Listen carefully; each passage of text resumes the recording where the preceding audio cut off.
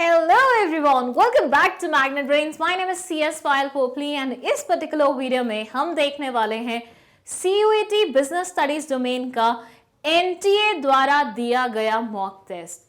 Yes, अभी तक हमने बिजनेस स्टडीज के 10 मॉक टेस्ट देखे हैं, लेकिन आज वाला सबसे ज्यादा इंपॉर्टेंट होने वाला है। रीजन बीइंग ये दिया है NTA ने खुद ने। Now what is this NTA? NTA वो एजेंसी है जो आपका CUET का एग्जाम कंडक्ट करने वाली है, ठीक है। ये बहुत सारे और एग्जाम्स भी कंडक्ट करते हैं। माइट भी आप अगर आगे चल के आप PhD वगैरह करने के बारे में सोचते हैं तो ऐसे एग्जाम्स भी हैं कुछ जो PhD के एडमिशन के लिए लगता है, जो यही पर्टिकुलर एजेंसी करेगी, ठीक है। सो ये मॉक टेस्ट आपके लिए बहुत बहुत बहुत इंपॉर्टेंट होने वाला है, क्योंकि ऑब्वियसली जो एजेंसी आपका फाइनल पेपर कंडक्ट करने वाली है, अगर वो कोई सैम्पल पेपर आपको दे रही है या मॉक टेस्ट दे रही है, दैट मीन्स वो आपको बताना चाह रही है कि मैं किस लेवल के क्वेश्चन तुमसे पूछने वाली हूँ पेपर में। सो इस मॉक टेस्ट को थोड़ा नहीं बहुत ज़्यादा सीरियसली ले लीजिएगा, ठीक है। इसके अलावा जो बाकी 10 मॉक टेस्ट मैंने आप लोगों के लिए बनाए हैं बिजनेस स्टडीज़ के, वो भी ज़रूर देखिएगा। उसका लिंक आपको डिस्क्रिप्शन बॉक्स में मिल जाएगा, तो फटाफट जाके देख लेना, ठीक है। पर पहले ये वाला कंप्लीट करो। अच्छा, मॉक टेस्ट में सबसे पहले मैं तुम्हें एक चीज़ बता दूं, दैट मैं यहाँ पे तुम्हें क्वेश्चन दिखाऊंगी, ठीक है। ये क्वेश्चन तुम्हें देखना है, नोटबुक और पेन लेके बैठना है, आंसर अटेम्प्ट करना है। उसके बाद मैं पूरे क्वेश्चन का मतलब तुम्हें समझाऊंगी, पूरे क्वेश्चन की कॉन्सेप्ट तुम्हें समझाऊंगी, और उसके बाद तुम्हें आंसर रिवील करके दिखाऊंगी। तो तुम्हें चेक करना है कि तुमने जो मार्क किया था क्या वो उससे मिलता जुलता है कि नहीं है। ये पेपर डिसाइड करेगा कि तुम कितने पानी में हो शायद, या तुम्हारी प्रेपरेशन कितने लेवल तक जा चुकी है और तुम्हें और कितनी मेहनत करनी है बिफोर एग्जाम। और हम सबको पता है एग्जाम्स में अब ज़्यादा दिन नहीं बचे हैं, इसलिए थोड़ा सा कमर कस लो, ठीक है। चलो, सो फर्स्ट क्वेश्चन है हमारा, Xeon Private Limited has set a target of achieving a target of 30% increase in profit. Mr. Denzel, the head control department, has informed the board of directors that the target set may not be possible for the company to achieve, as according to the past 3 years data, the company has never earned more than 10% increase in the profit. Due to COVID, the demand of the product may further decline. Now you have to tell the importance of control given in the above case. Judging the accuracy of standards, improving employee motivation, accomplishing organizational goals, and ensuring order and discipline. थोड़ा सा मतलब है तो बहुत simple question, लेकिन थोड़ा सा twisted वे में दिया हुआ है, तो थोड़ा सा तुम अटक सकते हो, लेकिन अच्छे से अगर इंटरप्रेट कर लोगे तो आराम से बन जाएगा। हिंदी बताऊं इस क्वेश्चन की? सो इट सेज कि अच्छा, जिनको बिना हिंदी सुने अटेम्प्ट करना है वो प्लीज़ वीडियो को पॉज कर लो, ठीक है, क्योंकि मैंने हिंदी बता दी उसके बाद तो आधा चीज़ तो वैसे ही तुम्हें क्लियर हो जाएगा। चलो, it says Xeon private limited जो है उसने एक टारगेट सेट किया है कि उसे इस साल 30% इंक्रीज करना है अपना प्रॉफिट, ठीक है। अब उनके जो कंट्रोल डिपार्टमेंट के जो हेड है मिस्टर डेंजल, उन्होंने बोला बोर्ड ऑफ डायरेक्टर्स को, सर आप लोग ना कुछ ज़्यादा ही ऊंचा सोच रहे हो, कुछ ज़्यादा ही ऊंचा, ठीक है। पिछले 3 बार से देखा गया है कि 10% से ज़्यादा इंक्रीज नहीं हुआ है प्रॉफिट में, ठीक है। पिछली 3 बार से हम देख रहे हैं कि 10% से ज़्यादा इंक्रीज नहीं हो रहा है profit, and at the same time Covid भी चल रहा है। कोविड के कारण और ज़्यादा सेल्स डिक्लाइन हो सकती हैं। तो आप ये कुछ ज़्यादा ही मतलब जो ये भावुकों के इमेजिनरी फिगर्स वो कर रहे हो ना, थोड़ा कंट्रोल कर लो उसको, ठीक है। अब आपको बताना है ये केस स्टडी के बेसिस पे कि आपको यहाँ से कंट्रोल की कौन से वाले इंपॉर्टेंट समझ में आ रही है। Judging the accuracy of standards, improving employ motivation, accomplishing organisational goals, या फिर इंश्योरिंग ऑर्डर एंड डिसिप्लिन। बताइए, ये पूरा क्वेश्चन आपके सामने लिखा हुआ है, जल्दी से बताइए क्या होगा correct answer. And the correct answer of this question is judging the accuracy of standards। मतलब जो standards हम सेट करते हैं कंट्रोल से हमें पता लग जाता है क्या वो standards सही थे या बहुत ही अनइमेजिनेबल थे जो आप नहीं अचीव कर सकते थे, क्या करा था आपने एग्जैक्टली, ठीक है। जैसे पिछले 3 बार से कंट्रोलिंग करके उन लोगों को समझ में आया कि 10% से ज़्यादा तो इंक्रीज हो ही नहीं रहा है, तो 30% का स्टैंडर्ड सेट करना मतलब तुम ऐसा स्टैंडर्ड सेट करो जो शायद तुम कभी अचीव नहीं कर पाओगे, मतलब एटलीस्ट इस बार तो नहीं अचीव कर पाओगे अनलेस एंड अनटिल तुम बहुत ड्रास्टिक चेंजेस नहीं ले आते अपने ऑर्गेनाइजेशन में। सो आंसर क्या हो जाएगा यहाँ पे? A, judging the accuracy of standards. Second question है, Vijay is a supervisor in the production department of Xeon Tech Private Limited. He has to supervise 50 workers who are producing mobiles.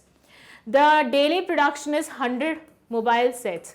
रोज की production है कितनी, 100 phone, ठीक है, और 50 workers काम कर रहे हैं, ओके। और कंपनी की पॉलिसी है कि वो 5% तक प्रोडक्शन डिफेक्ट्स पर डे झेल सकती है।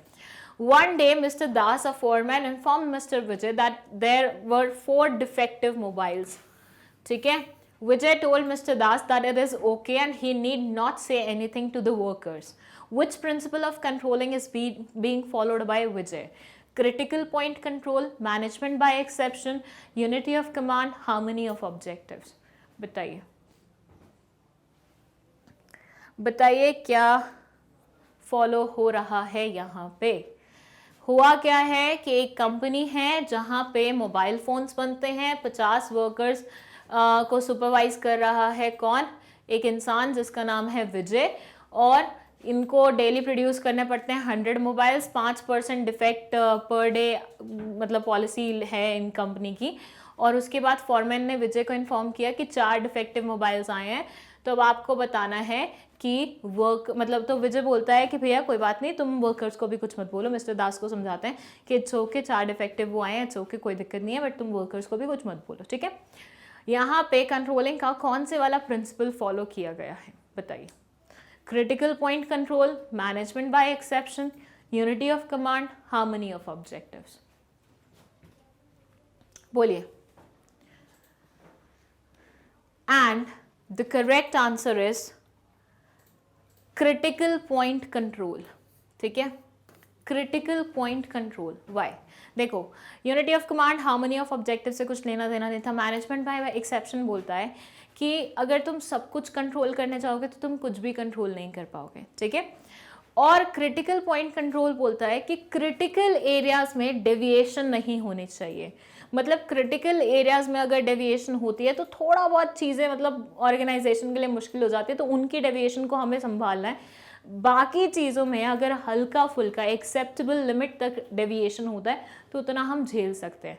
तो यहाँ पे critical point control will be the correct answer, ठीक है। क्या बोला मैंने, क्रिटिकल पॉइंट कंट्रोल में वो क्या बोलते हैं, जो की एरियाज हैं उनमें डेविएशन बर्दाश्त नहीं होंगे, जो बाकी एरियाज हैं एक्सेप्टेबल लिमिट तक उसमें थोड़ा बहुत हम सेटल कर लेंगे, कोई दिक्कत नहीं है, ठीक है। तो यहाँ पे थोड़ा बहुत जो चल रहा था 4 डिफेक्टिव मोबाइल्स का, Vijay was okay with it, so he didn't say anything to the workers. So critical point control will be the correct answer. चलिए, थर्ड क्वेश्चन है, given below are 2 statements, one is labelled as assertion, another one is labelled as reason. Assertion में लिखा हुआ है management has a systematized body of knowledge as it has its own theories and principles. Reason में लिखा है principles of management are not as exact as principles of science. बताइए, assertion reason वाला question है। assertion में लिखा हुआ है कि मैनेजमेंट की खुद की एक सिस्टमेटिक बॉडी ऑफ नॉलेज होती है, इसके खुद के कुछ प्रिंसिपल्स होते हैं, थ्योरीज होती हैं। सेकेंड सेंटेंस में रीजन में ये लिखते हैं कि प्रिंसिपल्स ऑफ मैनेजमेंट उतने एग्जैक्ट नहीं होते जितने प्रिंसिपल्स ऑफ साइंस होते हैं। Now you have to tell कि दोनों स्टेटमेंट क्या, पहले तो ये बताना है कि करेक्ट हैं कि नहीं है। अगर करेक्ट हैं तो आपस में कोई लिंकेज है इनका, ठीक है, तो उसके बेसिस पे you have to choose the correct answer. सबसे पहले तो यही देख लो कौन सा सेंटेंस करेक्ट है, कौन सा इनकरेक्ट है, या दोनों ही सेंटेंस करेक्ट है या दोनों ही सेंटेंस इनकरेक्ट है। सी, मैनेजमेंट की खुद की एक प्रॉपर थियरी और प्रिंसिपल्स होते हैं कि नहीं होते हैं। हमने सेकंड चैप्टर में पढ़े थे प्रिंसिपल्स ऑफ मैनेजमेंट, राइट, तो उसमें तो थे। उसके बाद मैनेजमेंट के प्रिंसिपल्स क्या साइंस के प्रिंसिपल्स जैसे होते हैं, हमने पढ़ा था, नहीं। दोनों के प्रिंसिपल्स, दोनों में प्रिंसिपल्स होते हैं, लेकिन मैनेजमेंट के प्रिंसिपल्स थोड़े से फ्लेक्सिबल होते हैं, वेयर साइंस के प्रिंसिपल्स बहुत ज़्यादा रिजिड होते हैं। दैट्स व्हाई वी सेड ना, management is not an exact science, it's an inexact science, pure science नहीं है वो, राइट। तो दोनों सेंटेंसेस ही करेक्ट है। लेकिन व्हेन इट कम्स टू एक दूसरे की रीजनिंग करना, तो क्या आपको लगता है रीजन में लिखी हुई चीज़ असर्शन वाले को एक्सप्लेन कर पा रही है? नहीं, ये दोनों बात सेम चीज़ के बारे में बोल रहे हैं, मैनेजमेंट के प्रिंसिपल्स के बारे में, लेकिन बातें डिफरेंट हो रही हैं। बातें ट्रू हैं लेकिन एक दूसरे को एक्सप्लेन नहीं कर पा रही। सो करेक्ट आंसर यहाँ पे क्या होगा कि both A and R are true, but R is not the correct explanation of A. R correct explanation नहीं है किसकी? ए की, ठीक है। चलिए, नेक्स्ट क्वेश्चन है, the basic task of this level of management is to integrate diverse elements and coordinate the activities of the different departments according to the overall objectives of the organisation. Identify the level of management referred in to the above statement. चलिए, top management, middle, supervisory, administrative.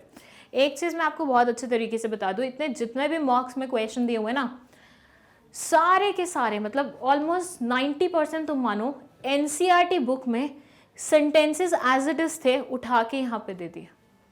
मैं तुम्हें 12th class से बोलते हुए आ रही हूँ, from the very first day, 12th क्या 11th class से तुम्हें बोलते हुए आ रही हूँ, अपनी एनसीईआरटी को तो ना ऐसे घोल के पी जाना, क्योंकि इतना सारा कंटेंट छुपा हुआ है तुम्हारे एनसीईआरटी में. हम एनसीईआरटी को ना अक्सर बच्चे बहुत ज़्यादा सीरियसली नहीं लेते, उनको लगता है रेफरेंस बुक से पढ़ते हैं वो ज़्यादा इंपॉर्टेंट है, बट नहीं.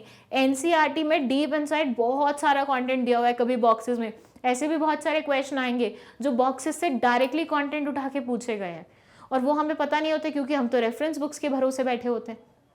इसलिए अभी भी कुछ नहीं बिगड़ा है, अभी भी बहुत टाइम है. एनसीईआरटी बुक उठाओ और उसको अच्छे से रट डालो, एक एक सेंटेंस को पढ़ो. जो सेंटेंसेस तुमने शायद 12th में इग्नोर कर दिए होंगे, थिंकिंग यार इतनी कॉन्सेप्ट में इतना समझ में आ गया, कोई मतलब नहीं है ये सब पढ़ने का, तो उन सब सेंटेंसेस को भी अब पढ़ो, मार्क करो, हाईलाइट करो. मेरी एनसीईआरटी बुक तो तुम लोग देखोगे ना, it will be like colourful, बिल्कुल कहीं पे नियॉन पिंक, कहीं पे नियॉन ग्रीन, कहीं नियॉन येलो, ऐसे हाईलाइट हुआ है पूरा कंटेंट. ठीक है, तो वैसे ही पढ़ना है आपको, मतलब हाईलाइट करो ना करो, पढ़ सब लो. ठीक है, सो ये एग्जैक्ट सेंटेंस एनसीईआरटी से उठाया हुआ है, और इसका आंसर क्या है, ये पूछ रहे हैं ऐसा लेवल ऑफ मैनेजमेंट बताओ जिनका काम होता है डाइवर्स एलिमेंट्स को इंटीग्रेट करना और एक्टिविटीज़ को कोऑर्डिनेट करना डिफरेंट डिपार्टमेंट्स की, ताकि ओवरऑल ऑब्जेक्टिव को हम अचीव कर सके ऑर्गेनाइजेशन की. तो ये काम कौन करता है, ये काम करता है टॉप लेवल मैनेजमेंट. तुम टॉप लेवल वाला कॉलम खोलोगे ना, टॉपिक खोलोगे, you will get this sentence there. Last के सेंटेंसेज हैं. अच्छा, मैं बताती हूँ. Initially when I used to study ना बुक से, तो मैं ना, मेरी एक आदत हुआ करती थी, मुझे जहाँ तक कॉन्सेप्ट समझ में आ जाता था ना, आई यूज्ड टू रीड वहाँ तक. उसके आगे के सेंटेंसेस मुझे लगता था ये नीचे दिए हुए इतने ज़्यादा इंपॉर्टेंट नहीं है, बट लेटली आई अंडरस्टूड कि ऐसा नहीं है. और यहाँ पे मैक्सिमम क्वेश्चन जो मैं बोल रही हूँ ना, एनसीईआरटी से डायरेक्टली सेंटेंसेस पिक किए गए, वो लास्ट के कुछ लाइनों से उठाए गए हैं. तो जिन भी बच्चों की आदत मेरी तरह है ना कि भैया ऊपर का पढ़ लिया, नीचे का छोड़ दिया, वो थोड़ा सा नीचे पे भी फोकस करना शुरू कर दो. ठीक है, चलिए, यहाँ ये पूछ रहे हैं which one of the following is not N importance of coordination. इनमें से कौन से वाला कोऑर्डिनेशन की इंपॉर्टेंस नहीं है. ठीक है, अब ये आया है एक थोड़ा सा ट्रिकी क्वेश्चन, और इससे पहले मैंने मॉक टेस्ट में भी इस कॉन्सेप्ट को तुम्हें एक्सप्लेन किया था. थोड़ा देख लो पहले क्वेश्चन, उसके बाद मैं एक्सप्लेनेशन पार्ट में आऊंगी. फर्स्ट बोलता है coordination is a deliberate function. Second बोलता है coordination harmonises individual goals and organisational goals leading to growth in size of management. Coordination helps in reconciling the different opinions of the specialists. Coordinating is the responsibility of all the managers. Coordination links the activities of various departments. Now you have to choose the answer. और कौन सा answer कि कौन सा importance नहीं है coordination का. Option में दिया हुआ है B and E only, C and D only, A and D only, A and B only. बताइए क्या होगा आपका करेक्ट आंसर.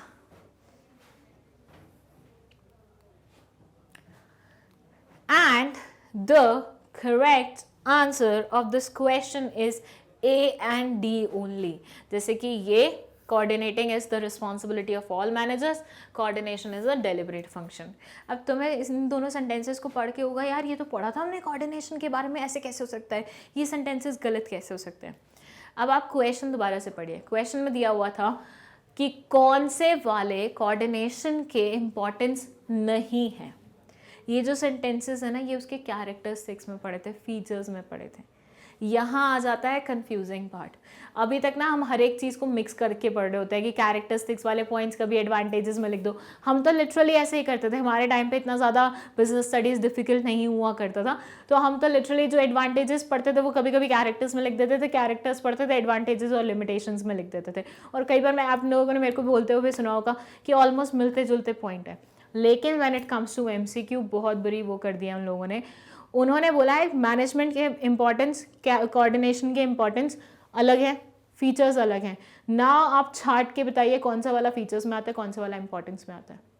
यहाँ उन्होंने वही काम किया, फीचर्स वाले पॉइंट्स दे दिए हैं ताकि आप लोगों को लगे कि हाँ ये तो सही बात बोल रहा है, कोऑर्डिनेशन तो ऐसा करता है, बट क्या वो इंपॉर्टेंस वाला पॉइंट है कि नहीं है, वो आपको देखना है। और ये दोनों इंपॉर्टेंस वाले पॉइंट्स नहीं हैं। ऐसा एक बार मॉक में भी आया था जो मैं आपको करवा रही थी नॉर्मल बेसिस पे, और उसमें भी मैंने आप लोगों को बोला था कि अब थोड़ा सा आपको इन सब चीज़ों को बहुत ज़्यादा माइन्यूटली देखने की ज़रूरत है कि कौन सा पॉइंट आपका इंपॉर्टेंस में लिखा हुआ है, कौन सा लिमिटेशन में लिखा हुआ है, कौन सा फीचर्स में लिखा हुआ है। ऐसे क्वेश्चन आ जाएंगे ना तो सबसे मतलब मुझे ऐसा लगता है यही सबसे ज़्यादा ट्रिकी क्वेश्चंस होंगे। सच और झूठ पहचानना तो बहुत इजी हो जाता है, लेकिन कौन सा पार्ट कहाँ आता है वो पहचानना थोड़ा सा डिफिकल्ट होता है।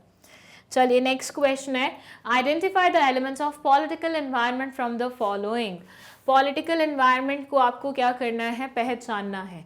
The extent and nature of government intervention in business, administrative orders issued by the government authorities, the planned outlay in the private and public sector, and legislations passed by the government. अब आपको मैं बोल रही थी ना कि कुछ कुछ क्वेश्चंस ऐसे हैं जो एनसीईआरटी के बॉक्सेस से उठाए गए हैं, राइट? बोला था अभी मैंने आपको, ये वही क्वेश्चन है। थर्ड चैप्टर जो आपका है बिजनेस एनवायरनमेंट, बिजनेस एनवायरनमेंट में जहाँ डायमेंशंस दिए हुए हैं ना, वहाँ पे पॉलिटिकल एनवायरनमेंट में देयर इज दिस बॉक्स जिसमें उन्होंने एग्जाम्पल्स दिए हुए हैं, और वहाँ से एक एग्जाम्पल उठा के उन्होंने यहाँ पे लिखा हुआ है, और उसके अलावा 3 गलत आंसर्स लिखे हुए हैं। बट क्योंकि हम लोगों की आदत होती है, हम ऊपर ऊपर से तो पढ़ते हैं लेकिन बॉक्सेस छोड़ देते हैं। तो जिन्होंने बॉक्सेस छोड़ दिए आप ये आंसर भी छोड़ दीजिए, तो हो ही नहीं पाएगा। या तुक्का मारना तो मार सकते हैं, बट अगेन आपको पता है सीयूईटी में तुक्का मारना मतलब गलत हो गया तो -1। And the correct answer of this question is extent and nature of government intervention in business.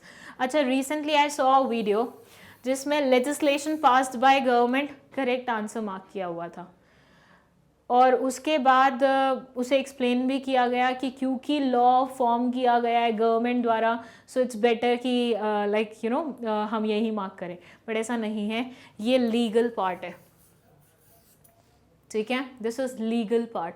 सो ये गलत आंसर है, फर्स्ट आंसर ही करेक्ट माना जाएगा। चलिए नेक्स्ट क्वेश्चन है आपका, given below are 2 statements, business environment helps in tapping useful resources, और second है business environment provides only opportunities for a business enterprise। चलिए आपको बताना है कि क्या दोनों स्टेटमेंट्स करेक्ट हैं, क्या दोनों स्टेटमेंट्स इनकरेक्ट हैं, क्या एक स्टेटमेंट करेक्ट है दूसरा इनकरेक्ट है, एक स्टेटमेंट मतलब फर्स्ट वाला इनकरेक्ट है सेकेंड वाला करेक्ट है, बताइए जल्दी से। और हर एक वर्ड पे फोकस करना, that's the hint which I am giving you people, हर एक वर्ड पे फोकस करना। Business environment helps in tapping useful resources, business environment मदद करता है आपको यूजफुल रिसोर्सेज को टैप करने में। सेकेंड है the business environment provides only opportunities for a business enterprise, जो बिजनेस एनवायरनमेंट है वो सिर्फ और सिर्फ अपॉर्चुनिटीज प्रोवाइड करता है बिजनेस एंटरप्राइज के लिए। अब देखिए यहाँ एक वर्ड इस्तेमाल हुआ है ओनली। अच्छा चलो पहले वाले पे आते हैं। बिजनेस एनवायरनमेंट हेल्प करता है टैपिंग करने में यूजफुल रिसोर्सेज, येस इंडीड करता है, तो दिस इज ट्रू, ठीक है। बट सेकेंड सेंटेंस में there is this word only written, तो ये बोल रहा है कि बिजनेस एनवायरनमेंट सिर्फ आपको अपॉर्चुनिटीज ग्रैब करने में मदद करता है। क्यों? बिजनेस एनवायरनमेंट से आपको थ्रेट्स के बारे में नहीं पता चलता है ना। Business environment provides only opportunities for a business enterprise. No, business environment sometimes bring threats also for your business enterprise. So ये only word की वजह से पूरा का पूरा sentence गलत हो जाएगा। अगर ये नहीं लिखा होता तो ये sentence correct था कि हाँ opportunities provide करता है। So statement 1 is true and statement 2 is incorrect. ये हो गया आपका आंसर। चलिए फिर आता है 8th question. This is the real point of decision making. Identify the step of the planning process highlighted in the above statement. अच्छा, मैं आपको हर मॉक में बोलती आई हूँ प्रोसेस पढ़ लो, और यहाँ इस मॉक में भी बहुत सारे प्रोसेस से रिलेटेड क्वेश्चंस आए हैं। सो प्लानिंग प्रोसेस का एक पर्टिकुलर स्टेप यहाँ पे हाईलाइटेड है जिसमें वो बोलते हैं कि ये रियल पॉइंट होता है डिसीजन मेकिंग का। आपको उस स्टेप के बारे में पता लगाना है कौन सा स्टेप है। Setting objectives, identifying alternative courses of action, selecting an alternative follow up. बताइए क्या होगा right answer? And the correct answer is selecting an alternative. Planning process में क्या होता है, बहुत सारे ऑल्टरनेटिव्स देखे जाते हैं, राइट और उनमें से एक सही वाला सेलेक्ट किया जाता है after seeing the pros and cons of each and every alternative, right. तो जो एक सेलेक्ट किया जाता है वहां आप क्या कर रहे हैं, डिसीजन मेकिंग ही तो कर रहे हैं। यू आर डिसाइडिंग ना विच वन टू सेलेक्ट। तो यहाँ पे आपका डिसीजन मेकिंग हो रहा है। तो रियल पॉइंट क्या है डिसीजन मेकिंग का? Selecting an alternative. लॉजिक समझ में आया? प्लानिंग प्रोसेस में देर इज दिस स्टेप कि बहुत सारे ऑल्टरनेटिव्स आइडेंटिफाई करो, उनके सबके प्रोज एंड कॉस्ट देखो, इवेलुएट करो and select the best one, right. तो सेलेक्ट द बेस्ट वन मतलब डिसीजन मेकिंग हो रही है वहाँ पे। तो डिसीजन मेकिंग में आप क्या कर रहे हो? सेलेक्ट कर रहे हो। चलिए next question. Question 9. Managers have a tendency to rely on previously tried and tested successful plans. This kind of complacency and false sense of security may actually lead to failure instead of success. Identify the limitation of planning highlighted in the above statement. आपको planning की limitation को highlight करना है। और ये जो sentence ऊपर दिया हुआ है ना, अगेन आपकी बुक से उठाया गया है as it is. Planning may not work in a dynamic environment. Planning reduces creativity. Planning does not guarantee success. Planning leads to rigidity. ये जो प्लानिंग का अलग अलग ये जो सारे पार्ट्स दिए हुए हैं ना, उनके एक एक्सप्लेनेशन में नीचे 2-4 लाइनें थी, जो ये लाइनें यहाँ से उठा के यहाँ पे रख दी गई हैं और आपको पता लगाना है कि ये क्या बोलने की कोशिश कर रहे हैं। हिंदी बताऊँ? सो इट सेज कि मैनेजर की एक टेंडेंसी होती है कि वो पुराने ट्राइड और टेस्टेड फॉर्मूलाज को जो सक्सेसफुल हुए भी हैं उनको दोबारा से इम्प्लीमेंट करने की कोशिश करता है, ताकि उसको एक सेंस ऑफ सिक्योरिटी आए कि भैया उसका प्लान लूज नहीं होगा, मतलब वो सक्सेस पाएगा, ठीक है। But it's not correct always कि तुम्हारे पुराने ट्राइड एंड टेस्टेड फॉर्मूलाज हर बार काम कर जाएं और तुम्हें सक्सेस ही दिलवा पाएं। तो now you have to tell, ये प्लानिंग की एक लिमिटेशन के बारे में बात करें। कौन सी लिमिटेशन है वो? कि प्लानिंग डायनामिक एनवायरनमेंट में नहीं चल पाती है, प्लानिंग क्रिएटिविटी को रिड्यूस करती है, प्लानिंग गारंटी सक्सेस नहीं करती और सक्सेस गारंटी नहीं करती, सॉरी, और planning leads to rigidity. And the correct answer is planning does not guarantee success. आप कितना भी प्लान कर ले, एक तो प्लानिंग मैटर नहीं करती unless and until you are executing it. मैं कितने भी प्लान्स बना लूँ, अगर मैं उसे एग्जीक्यूट ही नहीं कर पा रही तो मेरी प्लानिंग कोई मतलब नहीं रखती है। मैं सोच के ही सक्सेस अचीव नहीं कर सकती कि मैंने तो बहुत सारा प्लान किया था, मैं सक्सेसफुल क्यों नहीं हुई, मुझे सक्सेस क्यों नहीं मिली। भैया तुमने इंप्लीमेंट किया क्या जितना तुमने प्लान किया था? वो भी तो मैटर करता है। सो येस इंडीड, आपकी प्लानिंग तब तक सक्सेसफुल नहीं, मतलब आपकी प्लानिंग आप चाहे कितनी भी बढ़िया क्यों ना कर लो, बट इसका बिल्कुल भी ये मतलब नहीं है कि आप सक्सेसफुल ही हो गए। बहुत सारे लोग अपने नए बिजनेस प्लान्स लेके आते हैं, बहुत प्लानिंग करते हैं, बहुत तामझाम से शुरू करते हैं, नहीं हो पाता सक्सेसफुल, नहीं चला पाते। तो ऐसे में भैया ऐसी कोई गारंटी थोड़ी ना देती थी प्लानिंग ने कि तुम प्लानिंग करो, हम तुम्हारे साथ है, सक्सेस तुम्हें मिल पाएगी। ऐसा नहीं होता। 10th question है, by deciding in advance the task to be performed, planning shows the way to deal with changes and uncertain events. Again ये sentence भी as it is NCERT book से उठाया गया है। Identify the importance of planning reflected in the above statement. Planning reduces overlapping and wasteful activities. Planning reduces the risk of uncertainty. Planning provides direction. Planning promotes innovative ideas. बताइए। By deciding in advance the task to be performed, planning shows the way to deal with the changes and uncertain events. पहले से decide कर लेना advance में क्या task perform करना है, planning इससे दिखा देती है कि कैसे हमें चेंजेस और अनसर्टेन इवेंट से डील करना है। ये प्लानिंग की एक इंपॉर्टेंस को रिफ्लेक्ट कर रहा है। वो कौन सी इंपॉर्टेंस है? Planning reduces overlapping and wasteful activities. Planning reduces the risk of uncertainty. Planning provides direction. Planning promotes innovative ideas. And the correct answer is planning reduces the risk of uncertainty. भैया देखो, हमें पता है future तो uncertain है, ठीक है, लेकिन अगर आप ढंग से प्लानिंग कर लेते हो, थोड़ा सा फ्यूचर में पीपन करके, फोरकास्टिंग करके आप थोड़ी सी उसके अकॉर्डिंग प्लानिंग कर लेते हो, तो कहीं ना कहीं वो जो अनफोर्सीन इवेंट्स आपके रास्ते में आने वाली हैं, अनसर्टेन इवेंट्स जो आपके रास्ते में आने वाली हैं, उनके लिए आप पहले से प्रिपेयर्ड हो ना, तो आप थोड़ा बच सकते हो ना उनसे, right. So B will be the correct answer.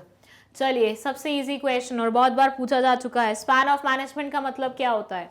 Number of superiors in an enterprise, number of employees in a production department, number of subordinates managed by a superior effectively, number of subordinates in an enterprise.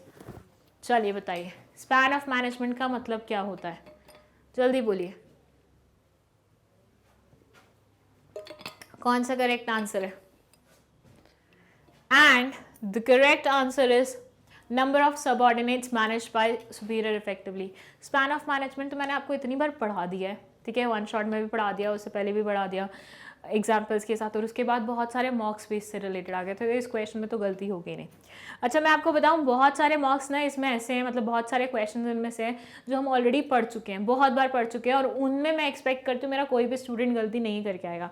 हाँ, मैं मानती हूँ कुछ twisted question भी पूछे गए हैं उसमें, और इससे हमें ये भी समझ में आ गया कि हमें अपना बार थोड़ा सा ऊंचा करना पड़ेगा अगर हमें अच्छा स्कोर करना है। तो हमारी कॉन्सेप्ट तो क्लियर होनी चाहिए, थोड़ा बहुत हमें इन सब चीज़ों का भी ध्यान रखना है कि ट्विस्टेड क्वेश्चन में कॉन्सेप्ट को अप्लाई करके उसका सही आंसर लेके आना है, ठीक है। See, this question says, Arnav has a company in Moradabad that is famous for its product specialization. Hence, it has created a dominant position in the market. Identify the type of organizational structure best suited for Arnav's company. Functional, divisional, formal, informal. बताइए। It is saying कि अर्नव की एक company है मुरादाबाद में जो कि famous है product specialisation के लिए। अब it has created a dominant position in the market, इन्होंने बहुत ही डोमिनेंट पोजीशन क्रिएट कर ली है मार्केट में। आपको आइडेंटिफाई करना है इनके ऑर्गेनाइजेशन के लिए बेस्ट ऑर्गेनाइजेशनल स्ट्रक्चर कौन सा होगा, whether it will be functional, divisional, formal, informal. बताइए। And the correct answer is divisional structure. आपको याद है ना, अगर फंक्शंस बेस्ड होते हैं तो फंक्शनल स्ट्रक्चर क्रिएट करते हैं, बट क्योंकि ये प्रोडक्ट स्पेशलाइजेशन बेस्ड था तो कौन से वाला हुआ? डिविजनल।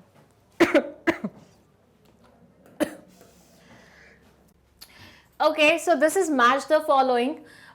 इसमें लिस्ट 1 है, लिस्ट 2 है। लिस्ट 1 में डेलीगेशन के एलिमेंट्स अलोंग विद डिसेंट्रलाइजेशन दिया हुआ है और दूसरी तरफ उनका एक्सप्लेनेशन दिया हुआ है, उनके बारे में कुछ बताया हुआ है, ठीक है। तो आपको मैच करना है। फर्स्ट है अथॉरिटी, रिस्पॉन्सिबिलिटी, अकाउंटेबिलिटी, डिसेंट्रलाइजेशन। यहाँ है can not be entirely delegated, can be delegated, can not be delegated at all, delegation of authority throughout all levels. अब आपको दोनों को मैच करना है। देखिए, मैच द फॉलोइंग आ रहे हैं, मतलब हमारे मॉक्स में जो हमने प्रैक्टिस की है वो हमारी ऐसे ही नहीं जाएगी। एलिमेंट्स ऑफ डेलीगेशन के मैंने मॉक में भी 1-2 मैच द फॉलोइंग कराए हैं, आई गेस, राइट। तो जल्दी से बता दीजिए कौन किसके साथ कनेक्ट होगा। अब देखिए, डिसेंट्रलाइजेशन मतलब डेलीगेशन सारे लेवल्स की, मतलब सबको डिसीजन मेकिंग की पावर दे देना। तो delegation of authority throughout all levels fit हो रहा है, D4 से कनेक्ट हो रहा है। सारे ऑप्शन देखो, D4 से कनेक्ट होता कौन कौन से ऑप्शन में है, इसको छोड़ के बाकी सब में है, ठीक है। अब हम आ जाते हैं फर्स्ट पे, अथॉरिटी। क्या अथॉरिटी को डेलीगेट किया जा सकता है? आंसर है यस, किया जा सकता है। तो अथॉरिटी कैन बी डेलीगेटेड, तो A कनेक्ट होगा 2 से। अब देखो A 2 से कहाँ कहाँ कनेक्ट हो रहा है, इन दोनों में हो रहा है, मतलब ये भी आंसर नहीं होगा आपका। उसके बाद बचे 2 ऑप्शन। अब इनमें से बताओ, रिस्पॉन्सिबिलिटी को क्या पूरी तरह से डेलीगेट कर सकते हैं? नहीं कर सकते। लेकिन क्या बिल्कुल भी डेलीगेट नहीं कर सकते? नहीं, ऐसा भी नहीं है। तो रिस्पॉन्सिबिलिटी कैन बी डेलीगेटेड, लेकिन टू एन एक्सटेंट, तो it can not B entirely delegated. और अकाउंटेबिलिटी की बात हो तो वो तो डेलीगेट किया ही नहीं जा सकता। तो B कनेक्ट होगा 1 से, B कनेक्ट होगा 1 से, C कनेक्ट होगा 3 से, और राइट आंसर आपका आ जाएगा D। समझे? हमेशा मैच द फॉलोइंग इसी तरीके से ही कर रहे हैं आपको। D will be the correct answer of this particular question. चलिए नेक्स्ट क्वेश्चन है हमारा, given below are two statements, one is labelled as assertion, another one is labelled as reason. Assertion में लिखा है delegation does not mean abdication, ठीक है, और manager is not accountable for the performance of assign task of subordinates. चलिए बताइए, जल्दी से बताइए क्या होगा इसका करेक्ट आंसर। सबसे पहले तो यही पता लगाओ कि दोनों जो सेंटेंसेस लिखे हुए हैं वो करेक्ट हैं कि नहीं इनकरेक्ट है, और ना थोड़ा सा अपना वोकैब पे भी फोकस करना स्टार्ट कर दो, क्योंकि अगर तुम्हें इसका मतलब नहीं पता होगा इस जैसे वर्ड का या कोई भी ऐसा रैंडम वर्ड है तो फिर पूरा आंसर चेंज हो जाएगा, ठीक है। तो थोड़ा सा देख लेना। Delegation does not mean abdication. Manager is not accountable for the performance of assigned task of subordinates.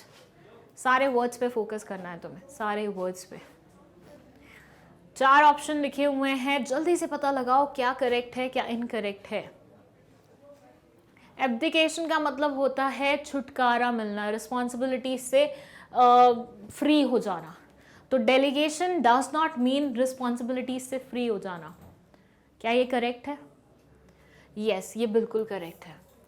Manager is not accountable for the performance of assign task of subordinates.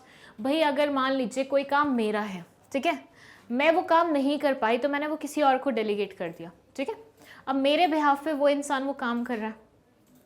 अब ऐसा बताओ कि वो काम तो मेरे बिहाफ पे कर रहा है, लेकिन क्या मेरी अकाउंटेबिलिटी खत्म हो जाएगी? फॉर से मेरी मॉम ने मुझे कोई काम करने के लिए दिया, मैं खुद नहीं कर पाई तो मैंने अपनी छोटी बहन को बोल दिया, वैसे मेरी कोई छोटी बहन है नहीं, कज़न है, तो कज़न को बोल दिया फॉर से, ठीक है। बट अब मम्मी जब क्वेश्चन पूछेंगी वो किससे पूछेंगी? मुझसे पूछेंगे या छोटी बहन से पूछेंगे? मुझसे पूछेंगे। I will be ultimately accountable for that, right. तो ऐसे सिनारियो में आप कैसे बोल सकते हो कि मैनेजर अकाउंटेबल नहीं होता है? मैनेजर बिल्कुल अकाउंटेबल होता है। तो ये सेंटेंस ही गलत है। सो असर्शन करेक्ट है लेकिन आर इनकरेक्ट है। A is true but R is false. C will be the correct answer of this question, ठीक है। चलिए, Which one of the following is not a certification mark for quality assurance? इनमें से कौन से वाला certification mark नहीं है क्वालिटी अश्योरेंस के लिए? Excuse me, earthen mark, egg mark, hall mark, ISI, बताइए। क्वालिटी अश्योरेंस के लिए इनमें से कौन से वाला सर्टिफिकेशन मार्क नहीं है? बहुत ही सिंपल क्वेश्चन है, ये तो आपसे बन ही जाएगा। Answer is earthen mark.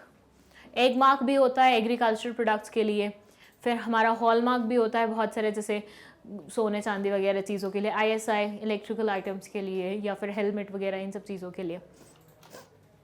Okay, 16th question है, given below are 2 statements asserting oneself to ensure that one gets a fair deal is a right of a consumer. Second statement है, FPO mark is the quality certification mark for food products. बताइए बताइए क्या होगा आपका correct answer? वैसे तो ज़्यादा appropriate होता अगर यहाँ पे वो प्रोसेस्ड फूड लिखते हैं, बट ठीक है, फूड प्रोडक्ट्स को भी you can consider it to be like processed food, ठीक है। चलिए, asserting oneself to ensure that one gets a fair deal is a right of a consumer. अपने आप को इंश्योर करना कि उसे फेयर डील मिल रहा है, ये कंज्यूमर का राइट है, ठीक है। And at the same time FPO mark quality certification mark है फूड प्रोडक्ट्स के लिए। बताइए दोनों स्टेटमेंट्स करेक्ट हैं या इनकरेक्ट है? कोई एक स्टेटमेंट करेक्ट है, दूसरी इनकरेक्ट है, बताइए क्या होगा answer? And the correct answer is both statement 1 and 2 are true.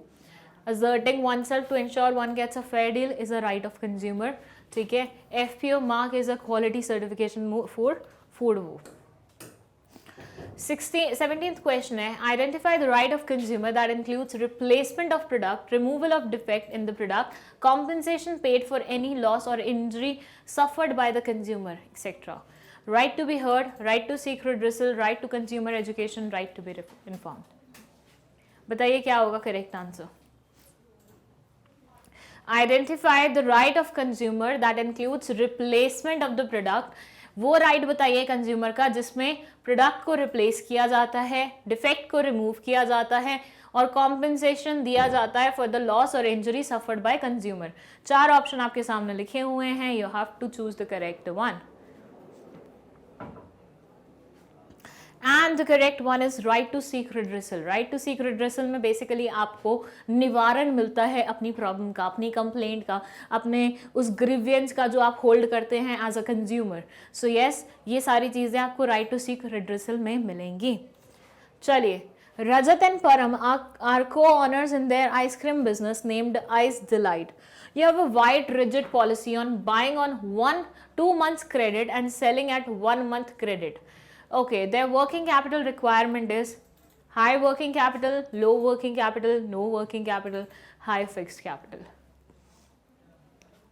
बताइए।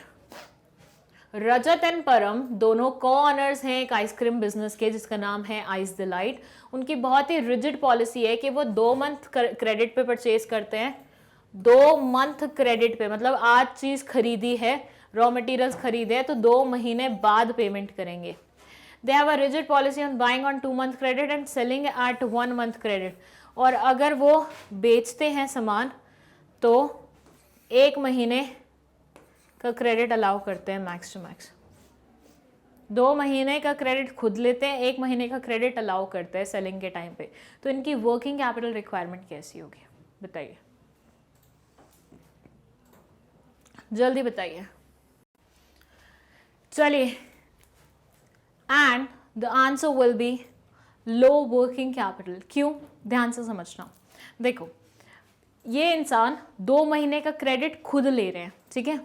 तो अगर मैंने कभी रॉ मटेरियल्स परचेज किए तो उसके 2 महीने बाद मुझे उसकी पेमेंट करने की आवश्यकता आएगी। और खुद जब सेल कर रहे हैं तो 1 महीने का ही क्रेडिट रख रहे हैं, मतलब 1 महीने बाद उनके पास पेमेंट आ जाएगी इन एनी वे।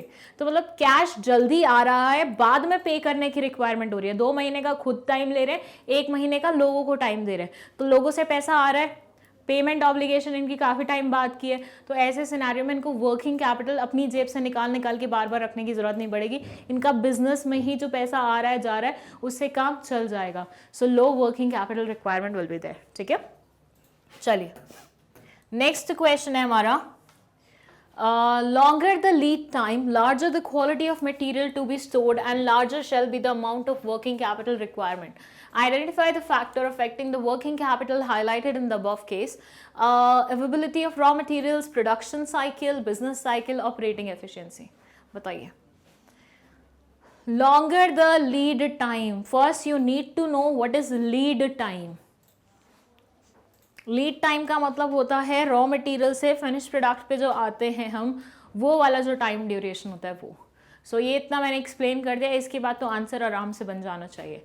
जितना लंबा लीड टाइम होता है उतनी क्वांटिटी ऑफ मटेरियल स्टोर करके रखनी पड़ती है। Larger shall be the amount of working capital, so working capital requirement भी ज़्यादा लगेगा। सो ये आपको वर्किंग कैपिटल रिक्वायरमेंट के कौन से फैक्टर की तरफ बताना चाह रहा है, मतलब कौन सा वो फैक्टर है यहाँ पे जो वर्किंग कैपिटल रिक्वायरमेंट को इन्फ्लुएंस कर रहा है। Is it availability of raw materials, production cycle, business cycle या ऑपरेटिंग एफिशिएंसी, बताइए। And the correct answer is production cycle, क्योंकि भैया प्रोडक्शन में टाइम लग रहा है ना, लीड टाइम ज्यादा है तो प्रोडक्शन में ज्यादा टाइम लग रहा है। चलिए, financial leverage is considered favorable when the cost of debt is lower than the return on investment. The return on investment is lower than the cost of debt. More equity is used, less debt is used. Financial leverage, इसके लिए पहले आपको उसकी concept पता होनी चाहिए। बताइए जल्दी से। Financial leverage is considered favorable when cost of debt is lower than the return on investment. Return on investment is lower than the cost of debt. More equity is used, more debt is used. बताइए क्या होगा correct answer.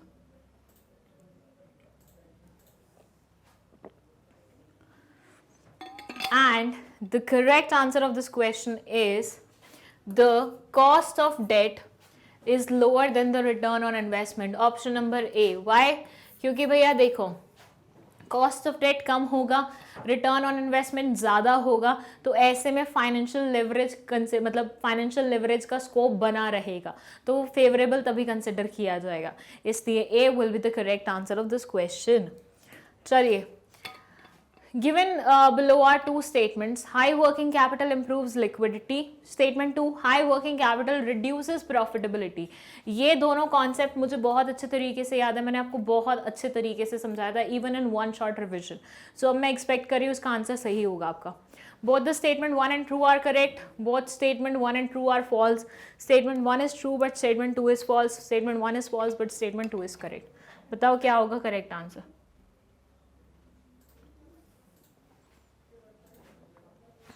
High working capital liquidity improve करता है. High working capital कहीं ना कहीं profitability decrease करता है.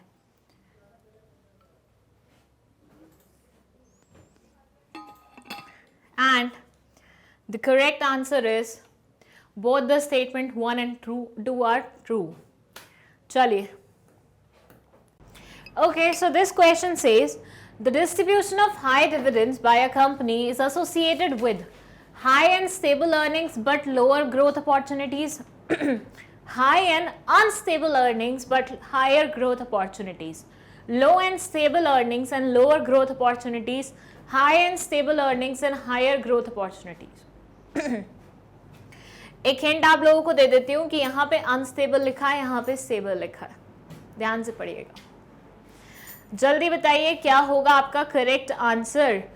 Distribution of high dividends by a company is associated with what. जब एक कंपनी डिसाइड करती है कि मुझे भर भर के डिविडेंड देना है तो उस कंपनी में एग्जैक्टली क्या चल रहा होता है, क्या उनकी मंशा होती है.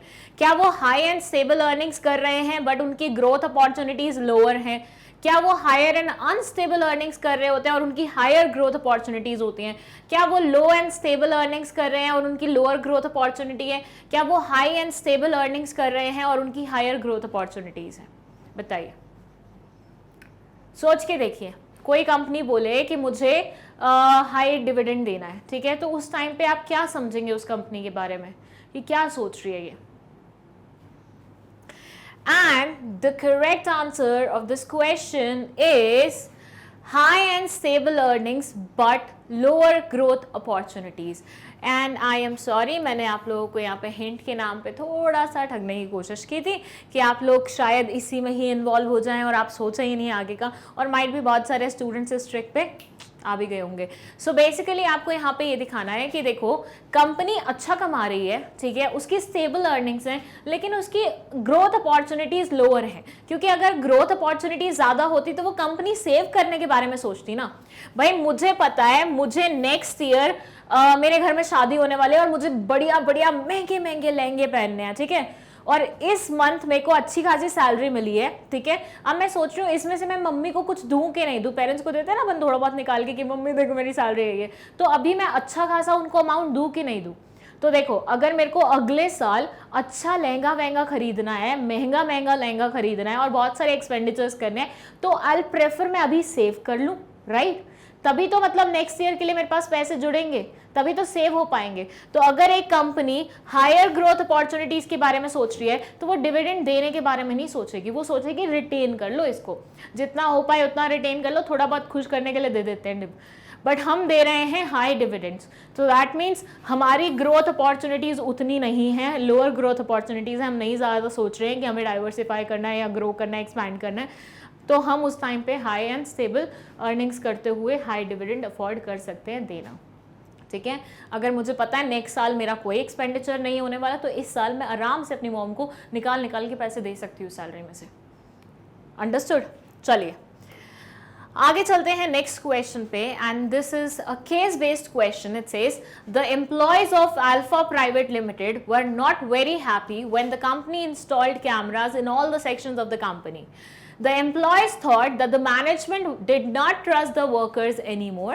The employees decided to meet their superior regarding this concern. The superior, Mr. Das, explained to them the real intention of the management behind the installation of the camera. Hearing Mr. Das, the employees were convinced that the company had different motives behind the setup of cameras on campus. They went back to their own work accepting the new changes. Identify the importance of directing shown above. Directing initiates action, directing integrates employees' efforts, directing facilitates an introduction of need changes, and directing guides employees to fully realize their potential. बहुत simple question है, अच्छा प्यारा question है, पढ़ो ढंग से. फिर मैं इसकी हिंदी बताती हूँ आप लोगों को और एक आधा एग्जाम्पल भी देती हूँ। ओके, सो ये चीज़ ना समवट हमारे साथ भी हुई थी जब हमने नया नया MB ज्वाइन किया था और यहाँ पे नए नए कैमरास लग रहे थे ताकि मतलब नज़र रखी जा सके, सब कुछ देखा जा सके, जो भी रीजंस थे। तो हम टीचर्स बड़े परेशान हो जाते थे और हमसे ज़्यादा कैमरामैन परेशान हो जाते थे कि अब तो हम हमेशा 24/7 लोगों की नज़रों में रहेंगे, ऊपर वाला सब देखता रहेगा। तो बहुत सारी चीज़ें हो गई थी। उसके बाद लाइक व्हेन वी रियलाइज कि हाँ मेन पर्पस क्या है कैमरा लगाने का, तो वी ऑल्सो गॉट इट कि हाँ यार मतलब this is like apt purpose, so अपन को ज़्यादा मुंह नहीं चलाना चाहिए। सेम चीज़ यहाँ पे हो रही है। सो अल्फा प्राइवेट लिमिटेड की जो एम्प्लॉयज़ है ना, वो बहुत ज़्यादा वो हो गए हैं, छिक गए, मतलब क्या बोलते हैं उसको, इरिटेटेड हो गए हैं, फ्रस्ट्रेटेड हो गए कि भाई क्या है, हर जगह कैमरा लगाए जा रहे हो, तो हमारी प्राइवेसी का तो कुछ है ही नहीं और ऐसा मतलब हम खुल के काम नहीं कर पाएंगे। क्योंकि जैसे वो फीलिंग नहीं होती कि तुम एग्जाम हॉल में बैठे हो, इन्विजिलेटर तुम्हारे सर पे आके खड़ा हो गया, तुम लिखने की कोशिश करो, he is continuously reading stuff from your paper, तो कैसा लगता है ना उस टाइम पे कि जाओ ना यार आगे कहीं। मेरे को तो ऐसे लग जाता था। मैं तो क्या करती थी भैया, मेरे को पता है जो मैं करती थी वो काफ़ी बार मतलब टीचर्स को ऑफेंड कर देता था, बट मेरे पास और कोई ऑप्शन नहीं होता था। अगर कोई मेरी नोटबुक में से पढ़ रहा है, मेरी आंसर बुक में से पढ़ रहा है, तो मुझे तो इरिटेटिंग लगेगा ही ना, क्योंकि मैं पूरा फोकस नहीं कर पा रही हूँ पेपर में। तो मैं क्या करती थी, मैं ऐसे हाथ करती थी और ऐसे करके लिखना शुरू कर देती थी। तो अल्टीमेटली उनको कुछ दिखता नहीं था, तो फिर वो थोड़ा सा मुंह बना के आगे चले जाते थे। ठीक है, तो यही होता है जब कंटिन्यूसली कोई हमारे ऊपर नज़र रखे ना, तो हम थोड़ा सा एक तो खुल के काम नहीं कर पाते, खुल के रह नहीं पाते, तो हमारा पूरा फोकस, पूरा पोटेंशियल नहीं इस्तेमाल हो पाता। इन एम्प्लॉयज़ के साथ भी सेम चीज़ हो रही थी। इनकी मतलब पूरे कैंपस में कैमराज लग गए थे, तो ये बहुत ही ज़्यादा वो हो गए थे कि यार ये तो गलत बात है, ये तो क्या कर रहे हैं एम्प्लॉयज़ के साथ। सो फिर ये गए अपने मैनेजर से मिलने के लिए, उनको अपनी प्रॉब्लम बताने के लिए कि ये कंसर्न है हमारा। तो सामने से उन्होंने समझाया कि रियल इंटेंशन हमारी ये नहीं है कि हम आपको हमेशा कंट्रोल में रखें या आपके ऊपर नज़र रखें, रियल इंटेंशन हमारी कुछ और है। और जब इनको समझ में आ गया कि हाँ रियल इंटेंशन उनकी कुछ और थी, तो दे ऑल्सो अंडरस्टूड कि यार ठीक है, ये चीज़ तो मतलब सही है, चोरी चकारी ना हो, ऐसा ना हो, वैसा ना हो, बहुत सारी चीज़ें हो जाती हैं जिनके ऊपर नज़र रखनी पड़ती है कैमराज के थ्रू। तो दैट्स लाइक सही मेजर है।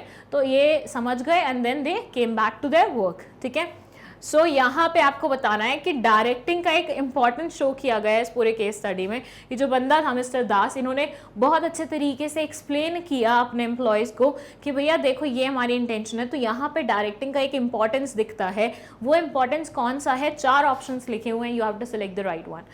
पहला है कि इनिशिएट करती है डायरेक्टिंग एक्शन। दूसरा, ये एम्प्लॉय एफर्ट्स को इंटीग्रेट करती है। थर्ड है, it facilitates an introduction of need changes, मतलब जितने भी चेंजेस रिक्वायर्ड होते हैं उनको इम्प्लीमेंट करने में फैसिलिटेशन मतलब फैसिलिटेट करती है।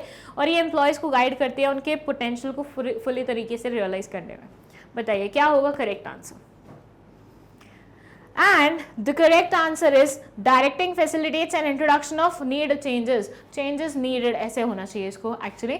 So basically यहाँ पे मिस्टर दास ने सबको कन्विंस कर लिया कि जो चेंज हुआ है ऑर्गेनाइजेशन में, जो CCTVs इंस्टॉल हुए हैं वो इस कारण की वजह से हुए हैं, तो आपको इस चेंज से रेसिस्ट नहीं करना चाहिए, you should be okay with it.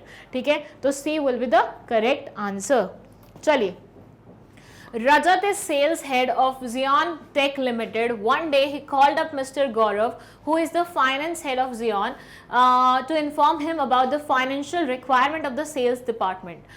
Due to a poor telephone connection, Rajat was not able to convey the message to Mr. Gaurav. Identify the element of communication process responsible for this problem. Encoding, feedback, noise, decoding. बताइए। 4 option लिखे हुए हैं, बहुत ही simple question है ये। क्या बोल रहे हैं? ये बोल रहे हैं कि रजत, अगर किसी भी स्टूडेंट को लगे ना कि मुझे हिंदी अभी नहीं सुननी है, मुझे पहले खुद अटेम्प्ट करना है, वो वीडियो को पॉज कर सकता है। ठीक है, सो रजत सेल्स हेड है Xeon टेक लिमिटेड के। एक दिन उन्होंने गौरव को कॉल किया जो कि फाइनेंस हेड है, उनको ये बताने के लिए कि फाइनेंशियल रिक्वायरमेंट क्या है सेल्स डिपार्टमेंट की। पर पुअर टेलीफोन कनेक्शन के कारण रजत अपनी बात अच्छे से नहीं रख पाए। यहाँ पे कम्युनिकेशन का एक एलिमेंट छुपा हुआ है, उसके बारे में आपको पता लगाना है। Encoding, feedback, noise, decoding. बताइए, बहुत सिंपल क्वेश्चन है। And the correct answer of this question is noise. Noise के कारण, मतलब टेलीफोन कनेक्शन में जो प्रॉब्लम थी वो क्या कहलाई जाएगी? वो नॉइस कहलाई जाएगी। नॉइस के कारण मिस्टर रजत गौरव को अपनी बात नहीं एक्सप्लेन कर पाए। So that's the element of communication process जो यहाँ पे हिडन था, ठीक है. So C will be the correct answer. चलिए, identify the correct statement related to leadership from the following. A leader is always builds up his successor, provides productivity linked wages to his followers, provides on the job training to the workers, on the job training, ठीक है, मतलब job पे ही सिखाना, ensures performance of workers as per standards. अब देखने में तो आपको यहाँ पे एक से ज़्यादा ऑप्शन सही लगेंगे, लेकिन अगर आपने बुक को बहुत ही ज़्यादा ढंग से पढ़ा है तो आपको पता होगा राइट आंसर क्या है. क्योंकि क्या है ना, ये सेंटेंस डायरेक्टली बुक से उठाया गया, आपके एनसीईआरटी बुक से डायरेक्टली उठाया गया. A leader is a leader dash, 4 option लिखे हुए हैं, डायरेक्ट सेंटेंस उठाया गया है आपकी एनसीईआरटी बुक से. मतलब कल तो ऐसा हो गया था कि जब मैं ये कर रही थी, इसको मार्क कर रही थी आंसर्स को, तो मुझे एग्जैक्टली एनसीईआरटी के पेजेस वो हो रहे थे कि अरे ये देखो यहाँ पे लिखा हुआ है, ये देखो यहाँ पे लिखा हुआ है. और ऐसे ही रटा होना चाहिए आपको एनसीईआरटी अच्छे तरीके से. Identify the correct statement related to leadership from the following. A leader dash, बताइए, 4 ऑप्शन लिखे हुए हैं.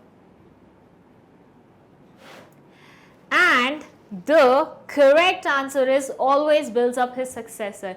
ये सेंटेंस डायरेक्टली एनसीईआरटी से उठाया हुआ है, कुछ ज़्यादा सोचने की जरूरत नहीं. लीडर बहुत सारे और काम भी करता है, बट अल्टीमेटली जो सबसे ज़्यादा फिट बैठता है इस सेंटेंस के अकॉर्डिंग वो ये था, ठीक है, कि वो हमेशा अपने सक्सेसर को बिल्ड करने की कोशिश करता है. 26th question. Christopher was working as a sales manager in Adan Textile Company. He was a hard-working and sincere person. His superiors were very happy with his performance.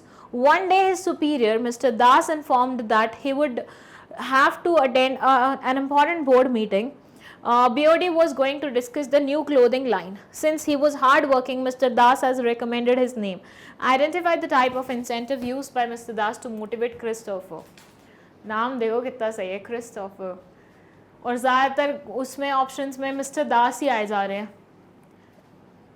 चलिए बताइए, कौन सा इंसेंटिव है? Job security, organisational climate, status या फिर employ participation? बोलिए बोलिए क्या होगा आपका करेक्ट आंसर. फिर मैं इसका हिंदी बताती हूँ आपको.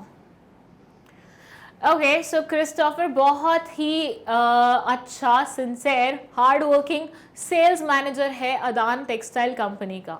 अब उसका सुपीरियर उसकी परफॉर्मेंस से बहुत ज़्यादा खुश है.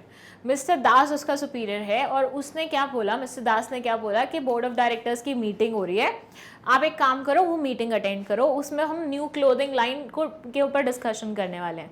क्योंकि तुम इतने हार्ड वर्किंग हो इसलिए मैंने तुम्हारा नाम रेकमेंड किया. अब मिस्टर दास यहाँ पे क्रिस्टोफर को एक इंसेंटिव दे रहे हैं. आपको पहचानना है कि वो कौन सा इंसेंटिव है. क्या वो जॉब सिक्योरिटी वाला इंसेंटिव है, या ऑर्गेनाइजेशनल क्लाइमेट वाला है, स्टेटस वाला है, या एम्प्लॉय पार्टिसिपेशन वाला है? अगेन बहुत सिंपल क्वेश्चन है, सारे क्वेश्चंस बहुत सिंपल है, बस थोड़ा सा ट्विस्टेड वे में दिए हुए हैं एक दो, तो अच्छे से अगर तुम पढ़ लोगे और इंटरप्रेट कर लोगे ना, कोई क्वेश्चन मुश्किल नहीं लगेगा तुम्हें. And the correct answer is employee participation. BOD की मीटिंग होने वाली है, उसमें डिस्कशन होने वाला है न्यू क्लोथिंग लाइन में. अगर तुम्हें उस मीटिंग में आने के लिए परमिशन दी गई है तो मतलब वहाँ पे नोट्स बनाने के लिए तो तुम नहीं बैठोगे. Obviously you will also have your own से. अगर बोले कि टीचर्स की मीटिंग हो रही है, ठीक है, मतलब सारे टीचर्स मिल रहे हैं और उसमें क्योंकि तुम एक क्लास में बहुत अच्छा परफॉर्म करते हो, you are the monitor of the class, तुम्हारी चीज़ें बहुत अच्छी होती है, तुम बहुत सिंसियर हो, तुम्हें बुलाया जा रहा है उस मीटिंग में, तो ऑब्वियसली तुम्हें डांटने फटकारने के लिए तो नहीं बुलाया जाएगा ना, तुम्हारी से पूछने के लिए बुलाया जाएगा, तुम्हारे ओपिनियन जानने के लिए बुलाया जाएगा, राइट. तो यहाँ पे मिस्टर क्रिस्टोफर को क्यों बुलाया जा रहा है? ताकि उनका ओपिनियन भी लिया जा सके. तो यहाँ पे आप एम्प्लॉय को पार्टिसिपेट करने का मौका दे रहे हो, अपनी से रखने का मौका दे रहे हो बोर्ड ऑफ डायरेक्टर्स की मीटिंग में. So that will be the correct answer D. ठीक है, चलिए 27th question. Many business organizations keep a database of unsolicited applications. The organization makes use of such applications as and when a vacancy is created. ठीक है, 4 option दिए हुए हैं. Name the source of recruitment refer to in the above statement. Advertisement, direct recruitment, web publishing, casual caller. Again बहुत simple है, staffing chapter का ये question है और इसमें ये बोल रहे हैं कि बहुत सारे ऑर्गेनाइजेशंस अपने पास डेटाबेस रखते हैं अनसॉलिसिटेड एप्लीकेशंस के, मतलब ऐसी एप्लीकेशंस जिनको उस टाइम पे वो एक्सेप्ट नहीं कर पाए थे, उनका डेटाबेस वो अपने पास संभाल के रखते हैं। The organisation makes use of such applications as and when a vacancy is created. Organisation इन सब एप्लीकेशंस का तब इस्तेमाल करती हैं जब कोई वैकेंसी क्रिएट होती है। आपको बताना है name the source of recruitment. यहाँ पे कौन सा वाला सोर्स ऑफ रिक्रूटमेंट के बारे में बात की गई है? Advertisement, direct recruitment, web publishing, casual caller. बताइए बताइए क्या होगा आपका correct answer?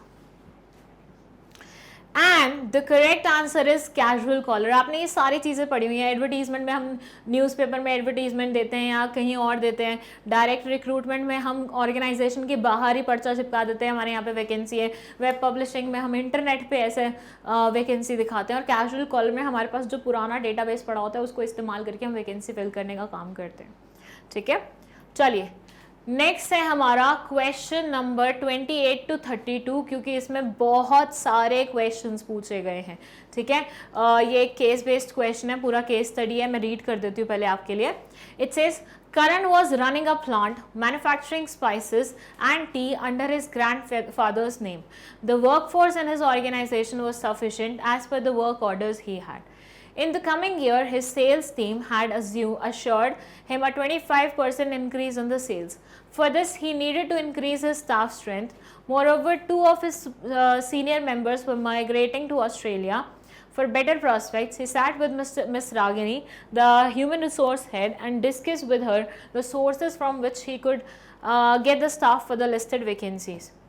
The vacancies were computer operator, production manager, spices machine grinder operator, transport coordinator, sales manager, loaders.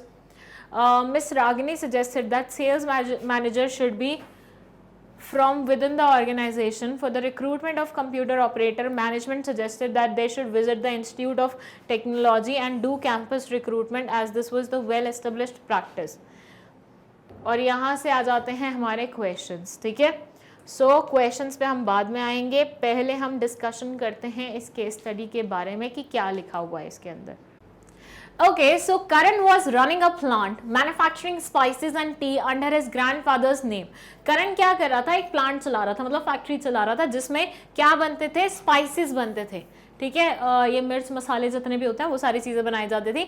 और टी बनती थी। टी कैसे बनती थी? वो जो पेड़ से पत्तियाँ उतार के लाते हैं आसाम, दार्जिलिंग वगैरह एरिया से, उसके बाद उसकी प्रोसेसिंग होती है, तब वो चाय पत्ती के रूप में हमारे घरों में आ पाती है।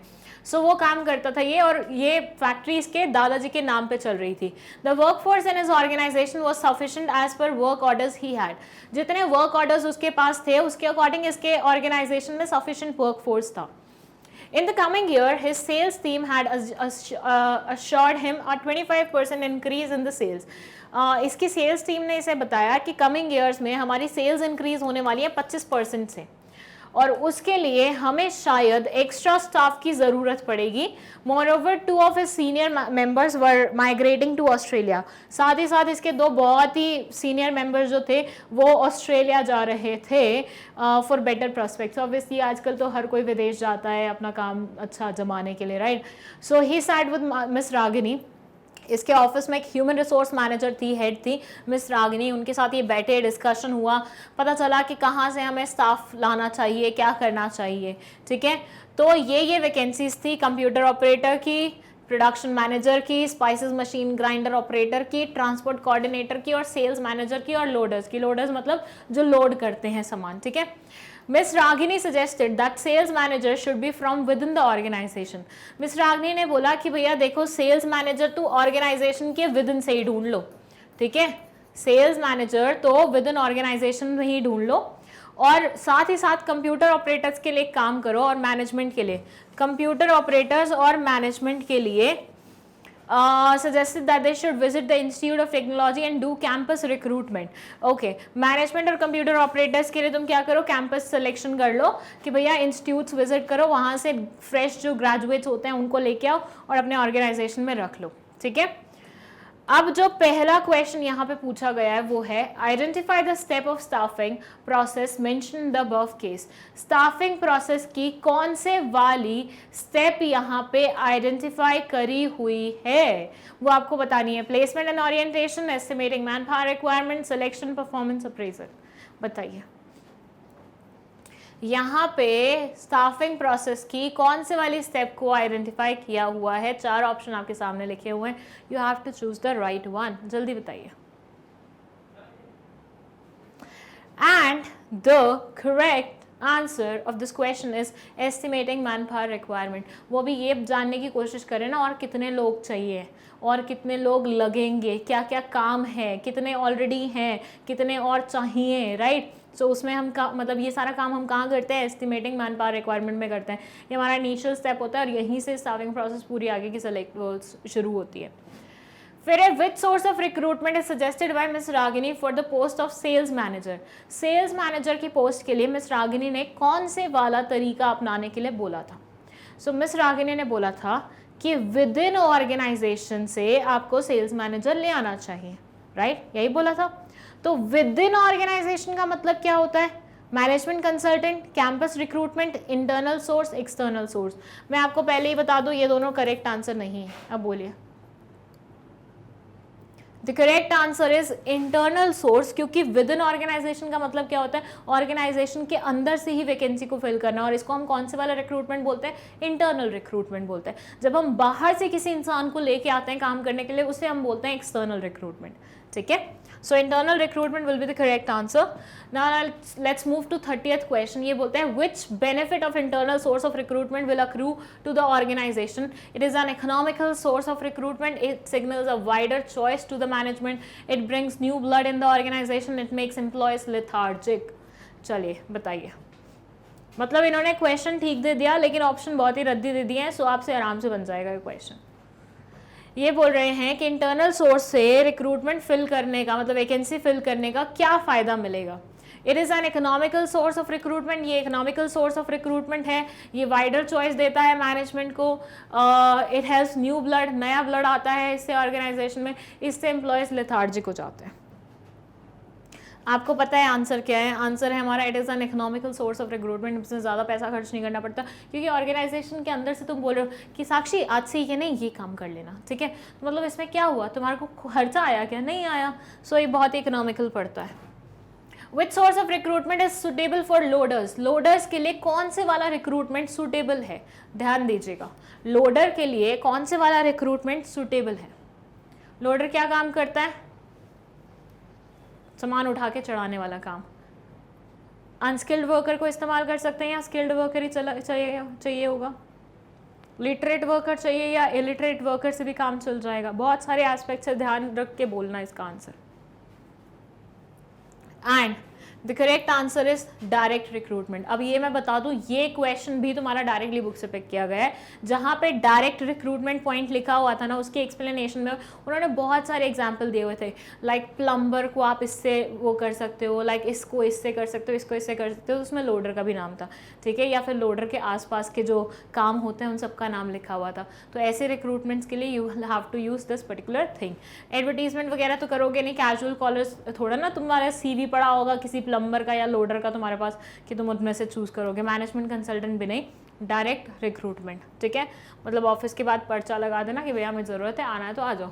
Suggest the source of recruitment suitable for a production manager. Production manager के लिए कौन से वाला सोर्स ऑफ रिक्रूटमेंट इस्तेमाल किया जाएगा। Advertisement, employment exchange, labour contractors, transfer. बताइए प्रोडक्शन मैनेजर के लिए कौन से वाला रिक्रूटमेंट सिस्टम इस्तेमाल किया जाएगा, बताइए। And the correct answer is employment exchange. वैसे मैं आपको थोड़ा सा ये एक्सप्लेन कर देती हूँ। देखो, जब हमें मैनेजमेंट पोस्ट के लिए किसी को सेलेक्ट करना होता है या फिर ऐसे बड़ी पोस्ट के लिए हमें सेलेक्ट करना होता है, उसके लिए हम प्राइवेट प्लेसमेंट उसके लिए जाते हैं, मैनेजमेंट कंसल्टेंट के लिए जाते हैं, ठीक है, मैनेजमेंट कंसल्टेंट में आपको मिल जाते हैं बहुत सारे ऐसे ऑप्शन, बट क्योंकि यहाँ पे चारों ही ऑप्शन में से वैसा कोई ऑप्शन था नहीं। लेबर कॉन्ट्रैक्टर के पास ऑब्वियसली आप मैनेजर के लिए नहीं जाओगे, लेबर कॉन्ट्रैक्टर के पास आप लेबर के रिगार्डिंग जाओगे। ट्रांसफ़र आप ऐसे नहीं कर सकते एक पोजीशन से दूसरी पोजीशन पे, क्योंकि आपके पास ऑलरेडी वो है नहीं।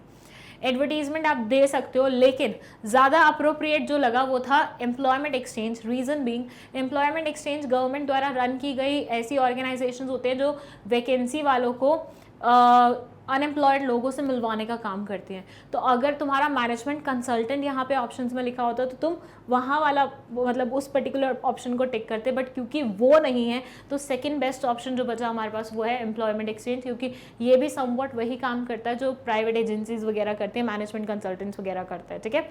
सो येस इंडीड ये हमारा यहाँ पे बेस्ट सूटेबल आंसर बन सकता है। उसके बाद आ जाता है हमारा match the following. So match list 1 with list 2। List 1 में दिए हुए हैं 4 ऑप्शन, लिस्ट 2 में भी ऑब्वियसली उसका एक्सप्लेनेशन दिया हुआ है, आपको पता लगाना है कौन किसके साथ सही बैठेगा। फर्स्ट है aptitude test, trade test, interest test, intelligence test. मैंने जितने भी मॉक्स किए ना, हर मॉक में मैंने ये बात रिपीट की है कि टेस्ट बहुत अच्छे से पढ़ के जाना, एक ना एक क्वेश्चन ज़रूर आएगा, और मॉक में भी आ गया, एनटीए के मॉक में भी आ गया, मतलब अब आप इसको हल्के में नहीं ले सकते हो।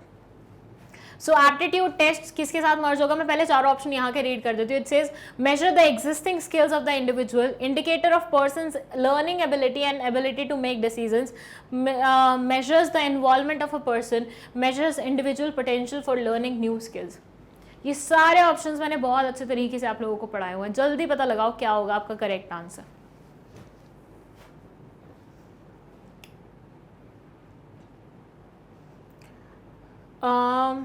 वैसे आई शुड नॉट से इट, बट कई बार ऐसा हो जाता है, कई बार ऐसा हो जाता है कि ऐसे ऑप्शन जिनमें दो ऑप्शन सेम दिए होते हैं, लाइक अगर आप फर्स्ट 2 ऑप्शन नोटिस करो, A4, D2, कई बार ऐसा होता है आपका करेक्ट आंसर इन्हीं में से छुपा होता है। तो अगर ऐसे किसी क्वेश्चन में आप अड़ जाओ, आपको बिल्कुल भी आंसर नहीं पता है और आप गैस मारने की कोशिश करो, पहली बात तो यहाँ पे गैस मारना मत, क्योंकि -1 नेगेटिव मार्किंग याद रखना, ठीक है। तो अगर आप गैस मारने की कोशिश भी कर रहे हो तो थोड़ा कैलकुलेटिव वाला होना चाहिए ना, कैसे ऐसे थोड़ी ना इंकी पिंकी पोंकी करेंगे और हमारा आंसर आ जाएगा, नहीं करना ना वो अपन को, हमें थोड़ा सेंसिबल वाला गैस मारना है, राइट। तो हम एलिमिनेशन मेथड इस्तेमाल करते हैं। Now what is elimination method? Elimination method का मतलब ये होता है कि जो ऑप्शन आपको लग रहा है तो बिल्कुल ही आंसर नहीं हो सकता, बिल्कुल भी नहीं हो सकता, सबसे पहले उससे काट लो। फिर उसके बाद देखो 3 ऑप्शन में से फिर तुम्हें लगेगा कि नहीं यार इसके चांसेस थोड़े कम हैं आंसर बनने के, फिर उसको काट दो।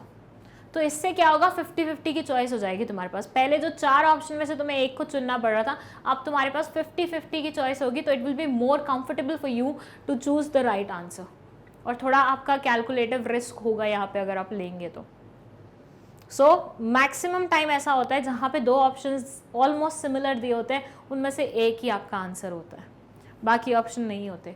But again I will be saying कि ये ऐसा शॉर्ट चीज़ नहीं है कि भैया हर बार ऐसा ही होगा। थिंग्स माइट चेंज, चीज़ें बदल सकती हैं, चीज़ें अलग भी हो सकती हैं, आपको कंफ्यूज करने के लिए हो सकता है वो ऐसे ऑप्शन दे दें, जैसे स्टेबल डिविडेंड वाले क्वेश्चन में आया था हाई एंड स्टेबल और हाई एंड अनस्टेबल, वो अपन को सिमिलर लग रहे थे लेकिन उनमें से आंसर नहीं था, राइट। वैसा भी हो सकता है, बट कभी कभार ऐसा भी हो सकता है। चलिए पता लगाइए क्या होगा आपका करेक्ट आंसर। अच्छा चलो अभी तो मैं आपको बता दूं हमारा आंसर इन दोनों में से ही एक है, तो इसके अकॉर्डिंग मैं आपको मार्क करके बता दूं। Aptitude test measures individual's potential for learning new skills, D का ऑप्शन है 2। Intelligence test basically indicator of person's learning ability and ability to make decisions. यहाँ पे ना इंटेलिजेंस टेस्ट में मेक डिसीजंस वाले पॉइंट पे फोकस करना और एप्टीट्यूड में पोटेंशियल पे फोकस करना, ठीक है। अब बचा है हमारा ट्रेड टेस्ट और इंटरेस्ट टेस्ट। इसके लिए ऑप्शंस हमें बचे हैं measures the existing skills of an individual, measures the involvement of a person. देखिए ट्रेड टेस्ट में हम एग्जिस्टिंग नॉलेज चेक करते हैं इंसान की, और इंटरेस्ट टेस्ट में हम उसका इन्वॉल्वमेंट देखते हैं सबसे ज़्यादा कहाँ है, ताकि हम उसको उसी के अकॉर्डिंग काम दे सकें। तो मेरे according the right answer should be B का 1 आ रहा है A, and that is the right answer, yes. So right answer क्या है हमारा ए। क्यों? क्योंकि एप्टीट्यूड टेस्ट बंदे की पोटेंशियल से रिलेटेड होता है, इंटेलिजेंस टेस्ट उसकी डिसीजन मेकिंग पार्ट से रिलेटेड होता है, ट्रेड टेस्ट बेसिकली उसके एग्जिस्टिंग स्किल्स चेक करने के लिए होता है, इंटरेस्ट टेस्ट उसका इंटरेस्ट या फिर इन्वॉल्वमेंट देखने के लिए होता है कि किस चीज़ में, ताकि उसके अकॉर्डिंग हम उसे काम असाइन कर सके। अंडरस्टूड? चलिए, now let's move to 34th question. It says it is the managerial function of filling the and keeping well the positions in the organization with the right person. Name this function of management. Organizing, coordination, staffing, directing. 34th question है, it is the managerial function of filling and keeping the positions in the organization with the right person. Name this function of the management. बताइए ये management का कौन सा function है जिसमें हम positions को सही इंसान द्वारा फिल करवाते हैं, मतलब पोजीशंस को फिल्ड भी रखते हैं और ये भी इंश्योर करते हैं कि सही इंसान द्वारा फिल्ड हो वो पोजीशन। बताइए मैनेजमेंट का कौन सा फंक्शन है? And the correct answer is staffing. ये तो बहुत ही सिंपल है। स्टाफिंग में right person for the right job at the right place at the right time, यही सब तो हम इस्तेमाल करते हैं, तो वही तो क्वेश्चन में छुपा हुआ है। चलिए, let's move to 35th question. It says name the type of training suitable for plumbers and electricians. ये मुझे लगता है कहीं ना कहीं आपके पास आंसर इसका होगा, क्योंकि अभी थोड़ी देर पहले मैं एक क्वेश्चन आपको बता रही थी जिसमें मैं आपको ट्रेनिंग से रिलेटेड बात कर रही थी या फिर अपॉइंटमेंट से, रिक्रूटमेंट से रिलेटेड बात करी थी, और उस टाइम पे मैंने आपको बताया था कि इस चीज़ के लिए ये रिक्वायर्ड होता है, इस चीज़ के लिए ये रिक्वायर्ड होता है, तो वहाँ हल्का फुल्का मेंशन किया था हमने। Name the type of training suitable for plumbers and electricians. Plumbers और इलेक्ट्रिशियंस के लिए कौन से वाला ट्रेनिंग टाइप सुटेबल होता है? इंटर्नशिप, कोचिंग, अप्रेंटिसशिप या फिर वेस्टिब्यूल? बताइए। अगेन ये वाला क्वेश्चन एग्जैक्ट सेम वे में आपकी बुक में दिया हुआ है, एनसीईआरटी में लिखा हुआ है बहुत अच्छे तरीके से, तो आप उसे आराम से वहीं से रीड करके समझ सकते हैं। And the correct answer of this question is apprenticeship. जहाँ पे ये अप्रेंटिसशिप एक्सप्लेन किया हुआ है ना, वहीं पे एग्जाम्पल्स में लिखा हुआ है प्लम्बर्स और इलेक्ट्रिशियंस के लिए ये वाली पोजीशन बेस्ट होती है, मतलब अच्छी होती है उनको सिखाने के लिए, सही ट्रेनिंग वे होता है उनके लिए। चलिए, 36th क्वेश्चन है, given below are two statements. First is workload analysis assesses the number and types of human resources necessary for the performance of various jobs in the organization, और सेकेंड में लिखा हुआ है workforce analysis translates the manpower requirement into specific job descriptions and the desirable profile of the candidate. In the light of the above statement, choose the correct answer from the given options. Statement 1 and statement 2 both are correct. Statement 1 and statement 2 both are false. Statement 1 is true but statement 2 is false. Statement 1 is false but statement 2 is correct. बताइए क्या होगा आपका correct answer इसमें? Workload analysis assesses the number and types of human resources necessary for the performance of various jobs in the organization. आपको छोटू सा hint दे देती हूँ कि इन दोनों में से ना एक सेंटेंस ऐसा है जो एज इट इज आपकी एनसीईआरटी से उठाया गया, as it is exact line. अब आपको लग रहा होगा ना एनसीईआरटी कितनी इंपॉर्टेंट है, मतलब देखो ये तो तुम्हें तभी लग जाना चाहिए था जब मैंने सीयूईटी का फर्स्ट वीडियो बनाया था और उसमें मैंने तुम्हें बोला था कि एनटीए ने बोला है कि भैया हम सीयूईटी में एनसीईआरटी से क्वेश्चन पूछने वाले हैं, तो आपको एनसीईआरटी ही पढ़ के आनी है। तो मतलब उनका यही था कि एनसीईआरटी को रट डालो, मतलब अच्छे से पढ़ लो और निचोड़ लो एकदम से बिल्कुल, और निचड़ा हुआ ले लो अंदर और फिर पेपर में जाके निकाल देना। हमारा एनसीईआरटी अभी भी कोई टाइम नहीं बिगड़ा आप लोगों के लिए, अभी भी बहुत सारा टाइम बचा हुआ है, तो इसलिए एनसीईआरटी को थोड़ा सा सीरियसली लेते हुए जल्दी इसके क्या बोलते हैं चैप्टर्स निपटा लो, ठीक है। चलो बताओ। वर्कलोड एनालिसिस में बेसिकली हम नंबर और टाइप ऑफ ह्यूमन रिसोर्सेज जो भी नेसेसरी होते हैं प्रोवाइडेड जॉब्स के लिए, वो उसके बारे में बात करते हैं, वो एनालाइज करते हैं। और वर्क फॉर एनालिसिस में हम ट्रांसलेट करते हैं मैन पावर रिक्वायरमेंट को स्पेसिफिक जॉब डिस्क्रिप्शन में और डिजायरेबल प्रोफाइल ढूंढते हैं कैंडिडेट की। इस लाइन के मतलब इस लाइन के रिस्पेक्ट में लाइट में आपको बताना है कि स्टेटमेंट कौन सी करेक्ट है। And the correct statement is statement 1 is true but statement 2 is false. So yeah, this was the statement जो as it is लिखी हुई थी आपके एनसीईआरटी में, मैं आपको जो बोल रही थी। चलिए, इसके बाद फिर से आ गया है केस बेस्ड क्वेश्चन। ये क्या बोलता है एक बार रीड कर लेते हैं हम। कृष्णा का ये केस बेस्ड क्वेश्चन है। चलिए, okay, so it says Krishna has recently taken over as a manager of a computer manufacturing company. In the first month, he preferred to observe rather than make changes. He observed that the staff was using traditional methods of the operation that were 10 years old. No one had put in any effort to find out the best method based on logical and systematic thinking. Krishna observed that the old methods were based on trial and error approach, so he introduced work study as proposed by Taylor. This resulted in tremendous saving of time and energy. Okay, he further observed that there was a class conflict between the workers and the management. The workers felt that they were not considered important, and the owners felt that the workers were shirkers and considered themselves very important. Workers were going to the union leader for every small situation. This kind of class conflict helped none. Krishna created a congenial atmosphere wherein both realized that they need each other and their interests were the same. Krishna felt that there had been no training of the workers for the past 2 years. The selection process was informal and the workers were selected on the basis of individual managers' opinion and prejudices. This resulted in low productivity. Krishna felt that the assembly line method would create a lot hurdles in the production department, and that's it. Okay. थोड़ा सा typical है, ज़्यादा नहीं है। एक बार देख लो आराम से, पॉज करके रीड कर लो, अच्छे से पढ़ो, क्योंकि यहाँ पे ना हर अगली लाइन में कुछ ना कुछ इन्फॉर्मेशन छुपी हुई है जो आपको शायद आंसर्स देने में मदद करेगी। फिर मैं इसकी हिंदी समझाती हूँ आपको, ठीक है। इसका स्क्रीनशॉट लो, फिर इसके बाद इसका स्क्रीनशॉट लो और अच्छे से पढ़ो।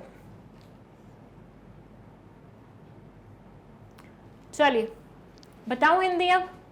ओके, सो कृष्णा ने अभी अभी मैनेजर के रूप में कंप्यूटर मैन्युफैक्चर करने वाली कंपनी को ज्वाइन किया है। मतलब कृष्णा ने अभी अभी एक कंप्यूटर मैन्युफैक्चरिंग कंपनी को ज्वाइन किया है as a manager. In the first month उसने पहले महीने में सोचा कि मैं आते ही चेंजेस नहीं लेके आऊँगा, क्योंकि जो भी नया इंसान आता है, चाहे वो कितने भी बड़ी पोजीशन पे क्यों ना आए, अगर वो आते ही चेंजेस लाने की कोशिश करता ना, पूरा ऑर्गेनाइजेशन उसके अगेंस्ट हो जाता है। इसलिए आप कभी भी कहीं पे भी ज्वाइन करते हैं और आपको चेंजेस लाने होते हैं तो आपको थोड़ा सा वेट करना चाहिए। पहले पूरे इंफ्रास्ट्रक्चर, पूरे एटमॉस्फेयर को समझना चाहिए, पूरे एनवायरनमेंट को समझना चाहिए, पूरे लोगों को समझना चाहिए, उसके बाद ही चेंज लाना चाहिए। तो इसने भी ऐसा ही रखा कि पहले महीने में कुछ चेंजेस नहीं लाऊंगा, आई विल ऑब्जर्व कि किस चीज़ की रिक्वायरमेंट है। यहाँ पे उन्होंने ऑब्जर्व किया कि यहाँ पे ट्रेडिशनल मेथड ऑफ ऑपरेशन को इस्तेमाल किया जा रहा है पिछले 10 सालों से, ठीक है। किसी ने भी नया मेथड इंट्रोड्यूस करने के बारे में सोचा ही नहीं है, लॉजिकल सिस्टमैटिक थिंकिंग के बारे में सोचा ही नहीं है। सारे ओल्ड मेथड्स यूज कर रहे हैं जो कि ट्रायल एंड एरर अप्रोच पे बेस्ड थे। So he introduced work study as propose by Taylor. तो इन्होंने वर्क स्टडी को इंट्रोड्यूस किया जो कि टेलर भाई साहब ने प्रपोज किया था, जिसकी वजह से बहुत ज़्यादा टाइम और एनर्जी बच गई। he further observed that there was a class conflict. उन्होंने साथ में ये भी देखा कि वर्कर्स और मैनेजमेंट की बनती नहीं है, उनके बीच में क्लास कॉन्फ्लिक्ट चल रहा है। वर्कर्स अपने बारे में सोचते हैं और उनको लगता है कि मैनेजमेंट उनके बारे में नहीं सोच रही है, मैनेजमेंट अपने बारे में सोचते हैं और उनको लगता है वर्कर्स उनके बारे में नहीं सोच रहे हैं, उनकी बात समझ नहीं रहे हैं। तो ऐसे क्लास कॉन्फ्लिक्ट उनका चलता रहता है। फिर ये बोलते हैं कि कहीं ना कहीं कृष्णा ने उन दोनों के बीच में थोड़ी अंडरस्टैंडिंग बिठाई और उनको समझाया कि इन दोनों के इंटरेस्ट एक दूसरे के साथ मिलकर रहने में ही सही तरीके से रहेंगे, ठीक है। फिर उसके बाद उन्होंने देखा कि कृष्णा ने देखा कि कोई भी ट्रेनिंग प्रोवाइड नहीं हो रही है वर्कर्स को पिछले 2 सालों से, और सिलेक्शन प्रोसेस भी ऐसी है कि भाई जो मन करा उसको उठा के ले आते हैं अपने उसके बेसिस पे कि मुझे ये बंदा पसंद है, चलो इसको उठा लो और कंपनी में जॉब दिलवा दो, जिसकी वजह से प्रोडक्टिविटी बहुत ज़्यादा कम है, ठीक है।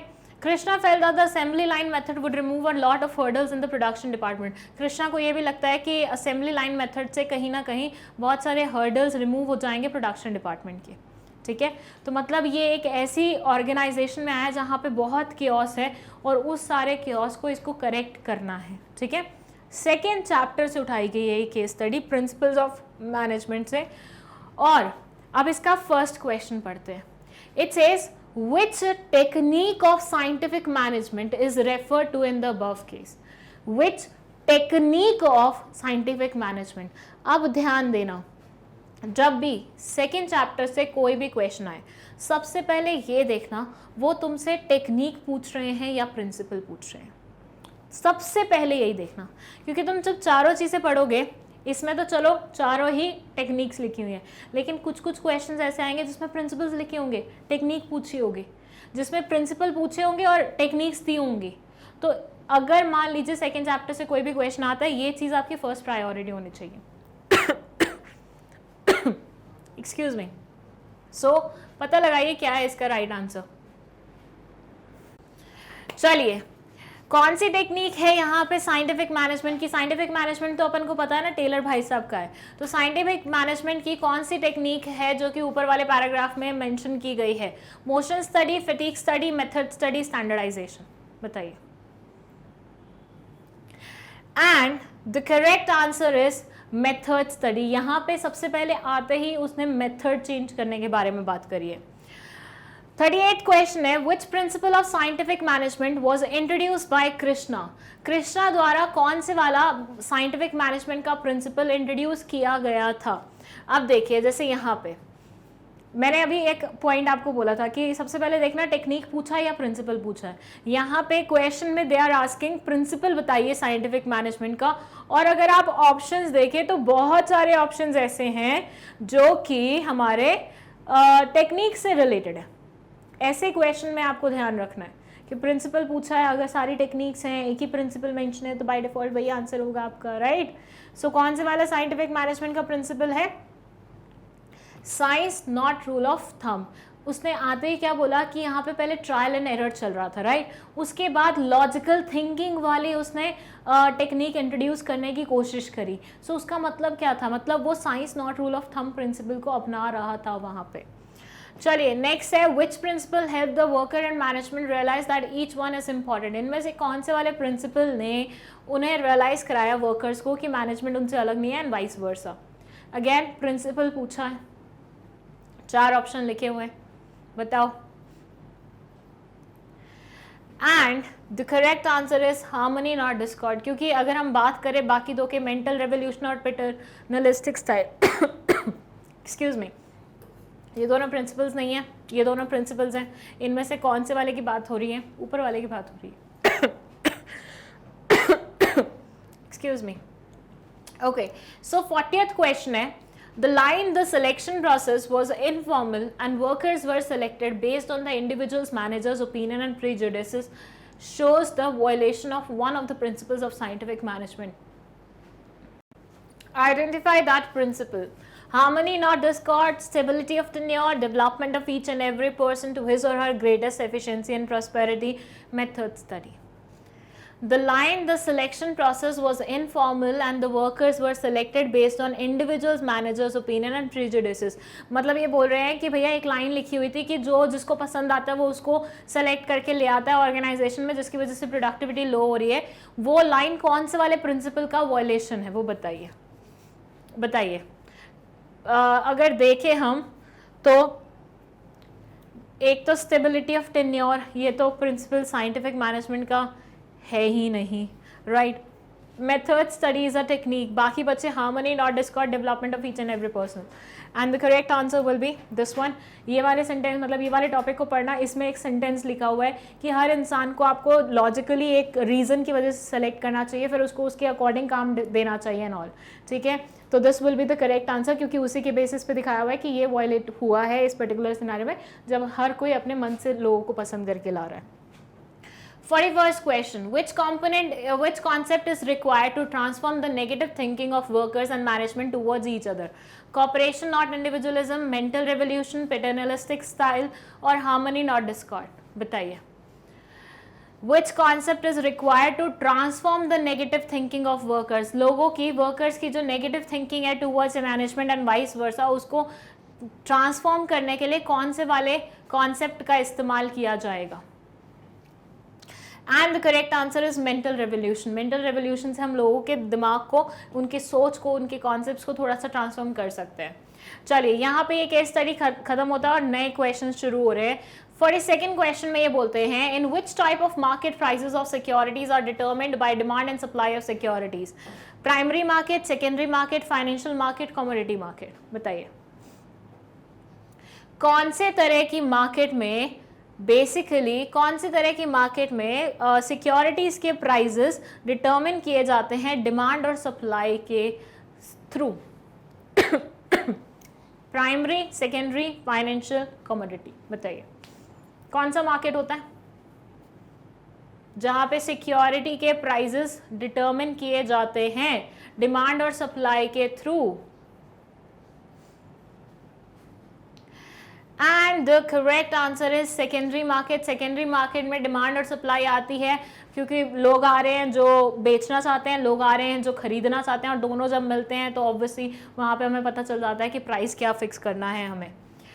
43rd क्वेश्चन है, company is selling securities at an agreed price to brokers who in turn will resell them to investing public. The method of flotation is dash. Offer for sale, offer through prospectus, private placement, rights issues. Company shares दे रही है ऐसे लोगों को जो कि middleman हैं, और वो फिर अपना मार्जिन ऐड करके आगे बेचेंगे, ठीक है, और कंपनी इन्हें थोड़े कम प्राइसेस पे दे रही है। तो यहाँ पे कौन से तरीके का फ्लोटेशन इस्तेमाल किया जा रहा है? क्या ये राइट इश्यूज है? राइट इश्यूज क्या होता है? मतलब ऑलरेडी एग्जिस्टिंग शेयर होल्डर्स को हम शेयर्स बांट रहे हैं। प्राइवेट प्लेसमेंट क्या होता है? अपने भाई बंधुओं को बांट रहे हैं। ऑफर थ्रू प्रोस्पेक्टस क्या होता है? प्रोस्पेक्टस इशू करते हैं और उसके थ्रू हम पब्लिक को इनवाइट करते हैं। ऑफर फॉर सेल क्या होता है? ऑफर फॉर सेल यही होता है जब हम किसी को कम प्राइजेस पे पहले शेयर्स दे देते हैं, उसके बाद उनको बोलते हैं आगे तुम बेचते जाओ, मतलब हम मिडलमैन को इन्वॉल्व कर लेते हैं पूरी ट्रांजैक्शन में। That is offer for sale, ठीक है।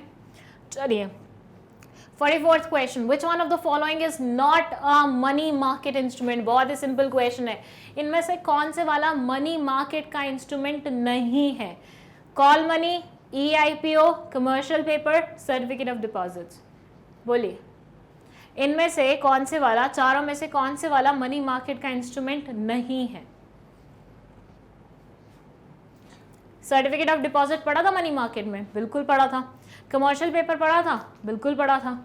कॉल मनी पढ़ा था? यस, इंटरबैंक ट्रांजैक्शन में पढ़ा था। EIPO पढ़ा था?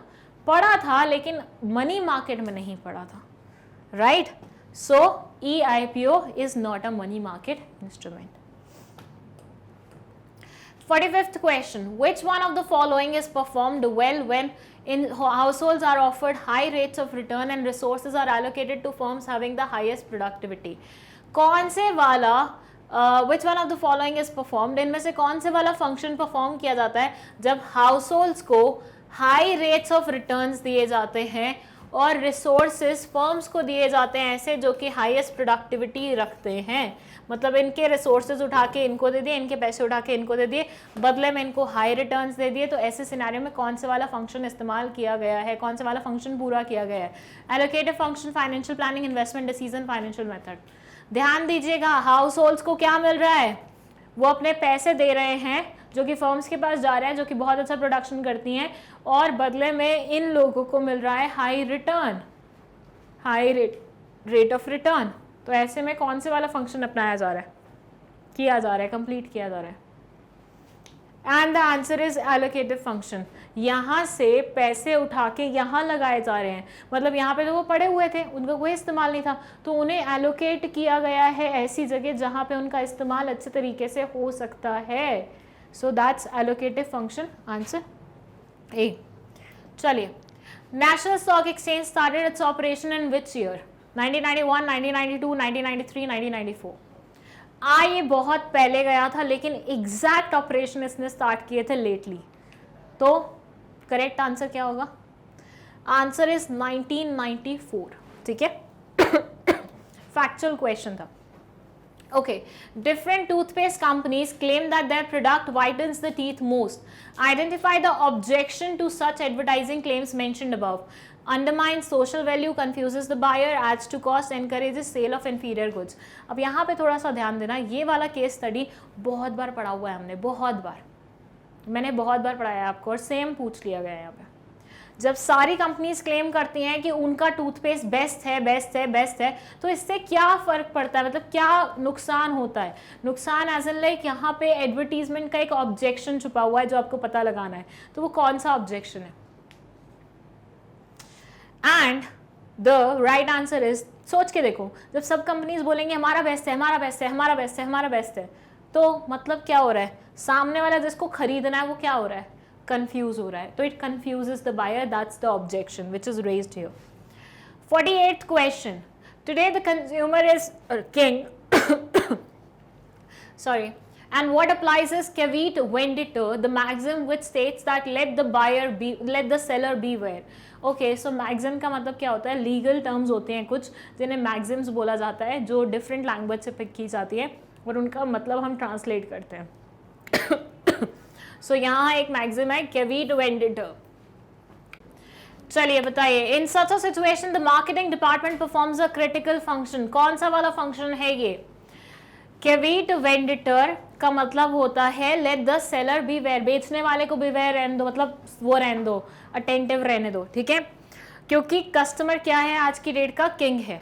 सो ऐसे सिचुएशन में marketing department performs a critical function. वो कौन सा वाला फंक्शन होता है? क्या वो प्रमोशन होता है? क्या वो ब्रांडिंग होता है? क्या वो पैकेजिंग होता है? क्या वो कस्टमर सपोर्ट सर्विसेज होता है? कस्टमर सब कुछ है हमारे लिए, उसके लिए क्या करेंगे आप? The answer is customer support services. हम उसको इतनी सपोर्ट सर्विसेज देंगे, उसके ग्रीवियंसेस इतने अच्छे से हैंडल करेंगे कि वो खुश हो जाएगा कि हाँ भैया ठीक है, बेस्ट है, ठीक है. चलिए 49th क्वेश्चन है, the process of giving a name और a sign to a product is part of which element of marketing mix? Product mix, price mix, place mix, promotion mix. जो ये प्रोसेस है कि एक प्रोडक्ट को एक नाम देना या फिर एक साइन देना, ये मार्केटिंग मिक्स का कौन से वाला एलिमेंट है? प्रोडक्ट मिक्स है, प्राइस मिक्स है, प्लेस मिक्स है, प्रमोशन मिक्स है? बताइए. नाम और साइन कब देते हैं? वो कहाँ आता है? नाम और साइन हम देते हैं ताकि हमारे प्रोडक्ट को दूसरों से डिफरेंट बनाया जा सके, जो कि हम करते हैं प्रमोशन मिक्स में, ठीक है.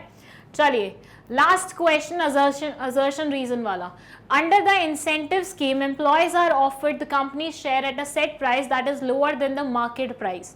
Allotment of shares create a feeling of ownership among the employees.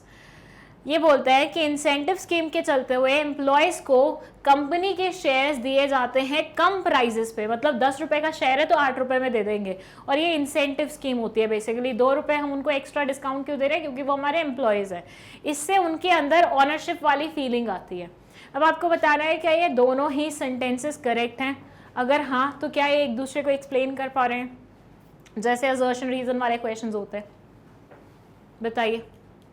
Incentive scheme में हम लोअर प्राइजेस पे शेयर्स दे देते हैं एम्प्लॉयज़ को, और उससे क्या होता है? एक फीलिंग क्रिएट होती है कि भैया ये क्या बन गए हैं? ऑनर बन गए हैं. And the correct answer is both A and R are true, and R is the correct explanation of A. Yes, indeed, incentive scheme से उनको एक फीलिंग आती है कि भैया हमें कुछ लाइक एक्स्ट्रा मिल रहा है कंपनी की तरफ से, जो कि थोड़ा बहुत उन्हें मोटिवेट भी करता है. And at the same time उससे उनको ऑनरशिप भी तो मिल जाती है. भैया शेयर्स उनके हाथ में होंगे तो वो ऑनर्स बन जाएंगे, तो ऑनर्स वाली फीलिंग भी आएगी, तो थोड़ा सा वो और कंपनी को अपने से कनेक्टेड मानने लग जाएंगे, ठीक है. तो इसी बात पे ये पर्टिकुलर मॉक यहीं पे कंप्लीट होता है. Yes, there were only 50 questions in this mock, जैसे कि नॉर्मली आते, और ये सारे क्वेश्चन हमने अच्छे से देख लिए. आई होप किसी को भी किसी भी क्वेश्चन में अब कोई डाउट नहीं है, बट स्टिल कोई डाउट है कमेंट सेक्शन में लिख सकते हो. We are ready to entertain those doubts. एंड इसी के साथ आपको ये भी समझ में आ गया है कि एनटीए के मॉक में बहुत सारे क्वेश्चन डायरेक्ट एनसीईआरटी से पूछे गए हैं, तो एनसीईआरटी को कितना सीरियसली हमें पढ़ना है, राइट. चलिए आपको मैं बता दूं, अगर आपको कोई वीडियो नहीं मिल रहा है तो आप बस कुछ नहीं करिए, गूगल पे जाइए, गूगल पे magnetbrains.com टाइप कीजिए, आपको एक वेब पेज दिखेगा. वेब पेज में आपको एक्सप्लोर टॉप कोर्सेज में एनटीएससी और सीयूईटी ओलंपियाड सब दिख जाएगा. तो सीयूईटी में जैसे ही आप क्लिक करोगे सारे टीचर्स दिख जाएंगे. मेरी तो फोटो ही नहीं दिख रही है, बताओ इसमें. ये दिख गई फोटोज़, ठीक है. तो यहाँ पे किसी भी उसमें जा सकते हो, बिजनेस स्टडीज़ का पढ़ना है या एंटरप्रेन्योरशिप का. इस पर क्लिक करोगे सारी वीडियोस आ जाएंगी लाइन से. जैसे ही वीडियोस आएंगी लाइन से आप क्लिक करके वीडियो खोल के अपनी पढ़ाई आराम से कर सकते हैं और मैग्नेट ब्रेन्स को थैंक यू बोल सकते हैं. That's it. आई होप ये वीडियो आपको बहुत अच्छे से समझ में आई है. कोई भी डाउट है मैं पहले ही बता चुकी हूँ, आप कमेंट सेक्शन में लिख सकते हैं. एंड इसी के साथ प्रिपरेशन बहुत अच्छे तरीके से कीजिए. All the very best for your exam and thank you so much for watching this video.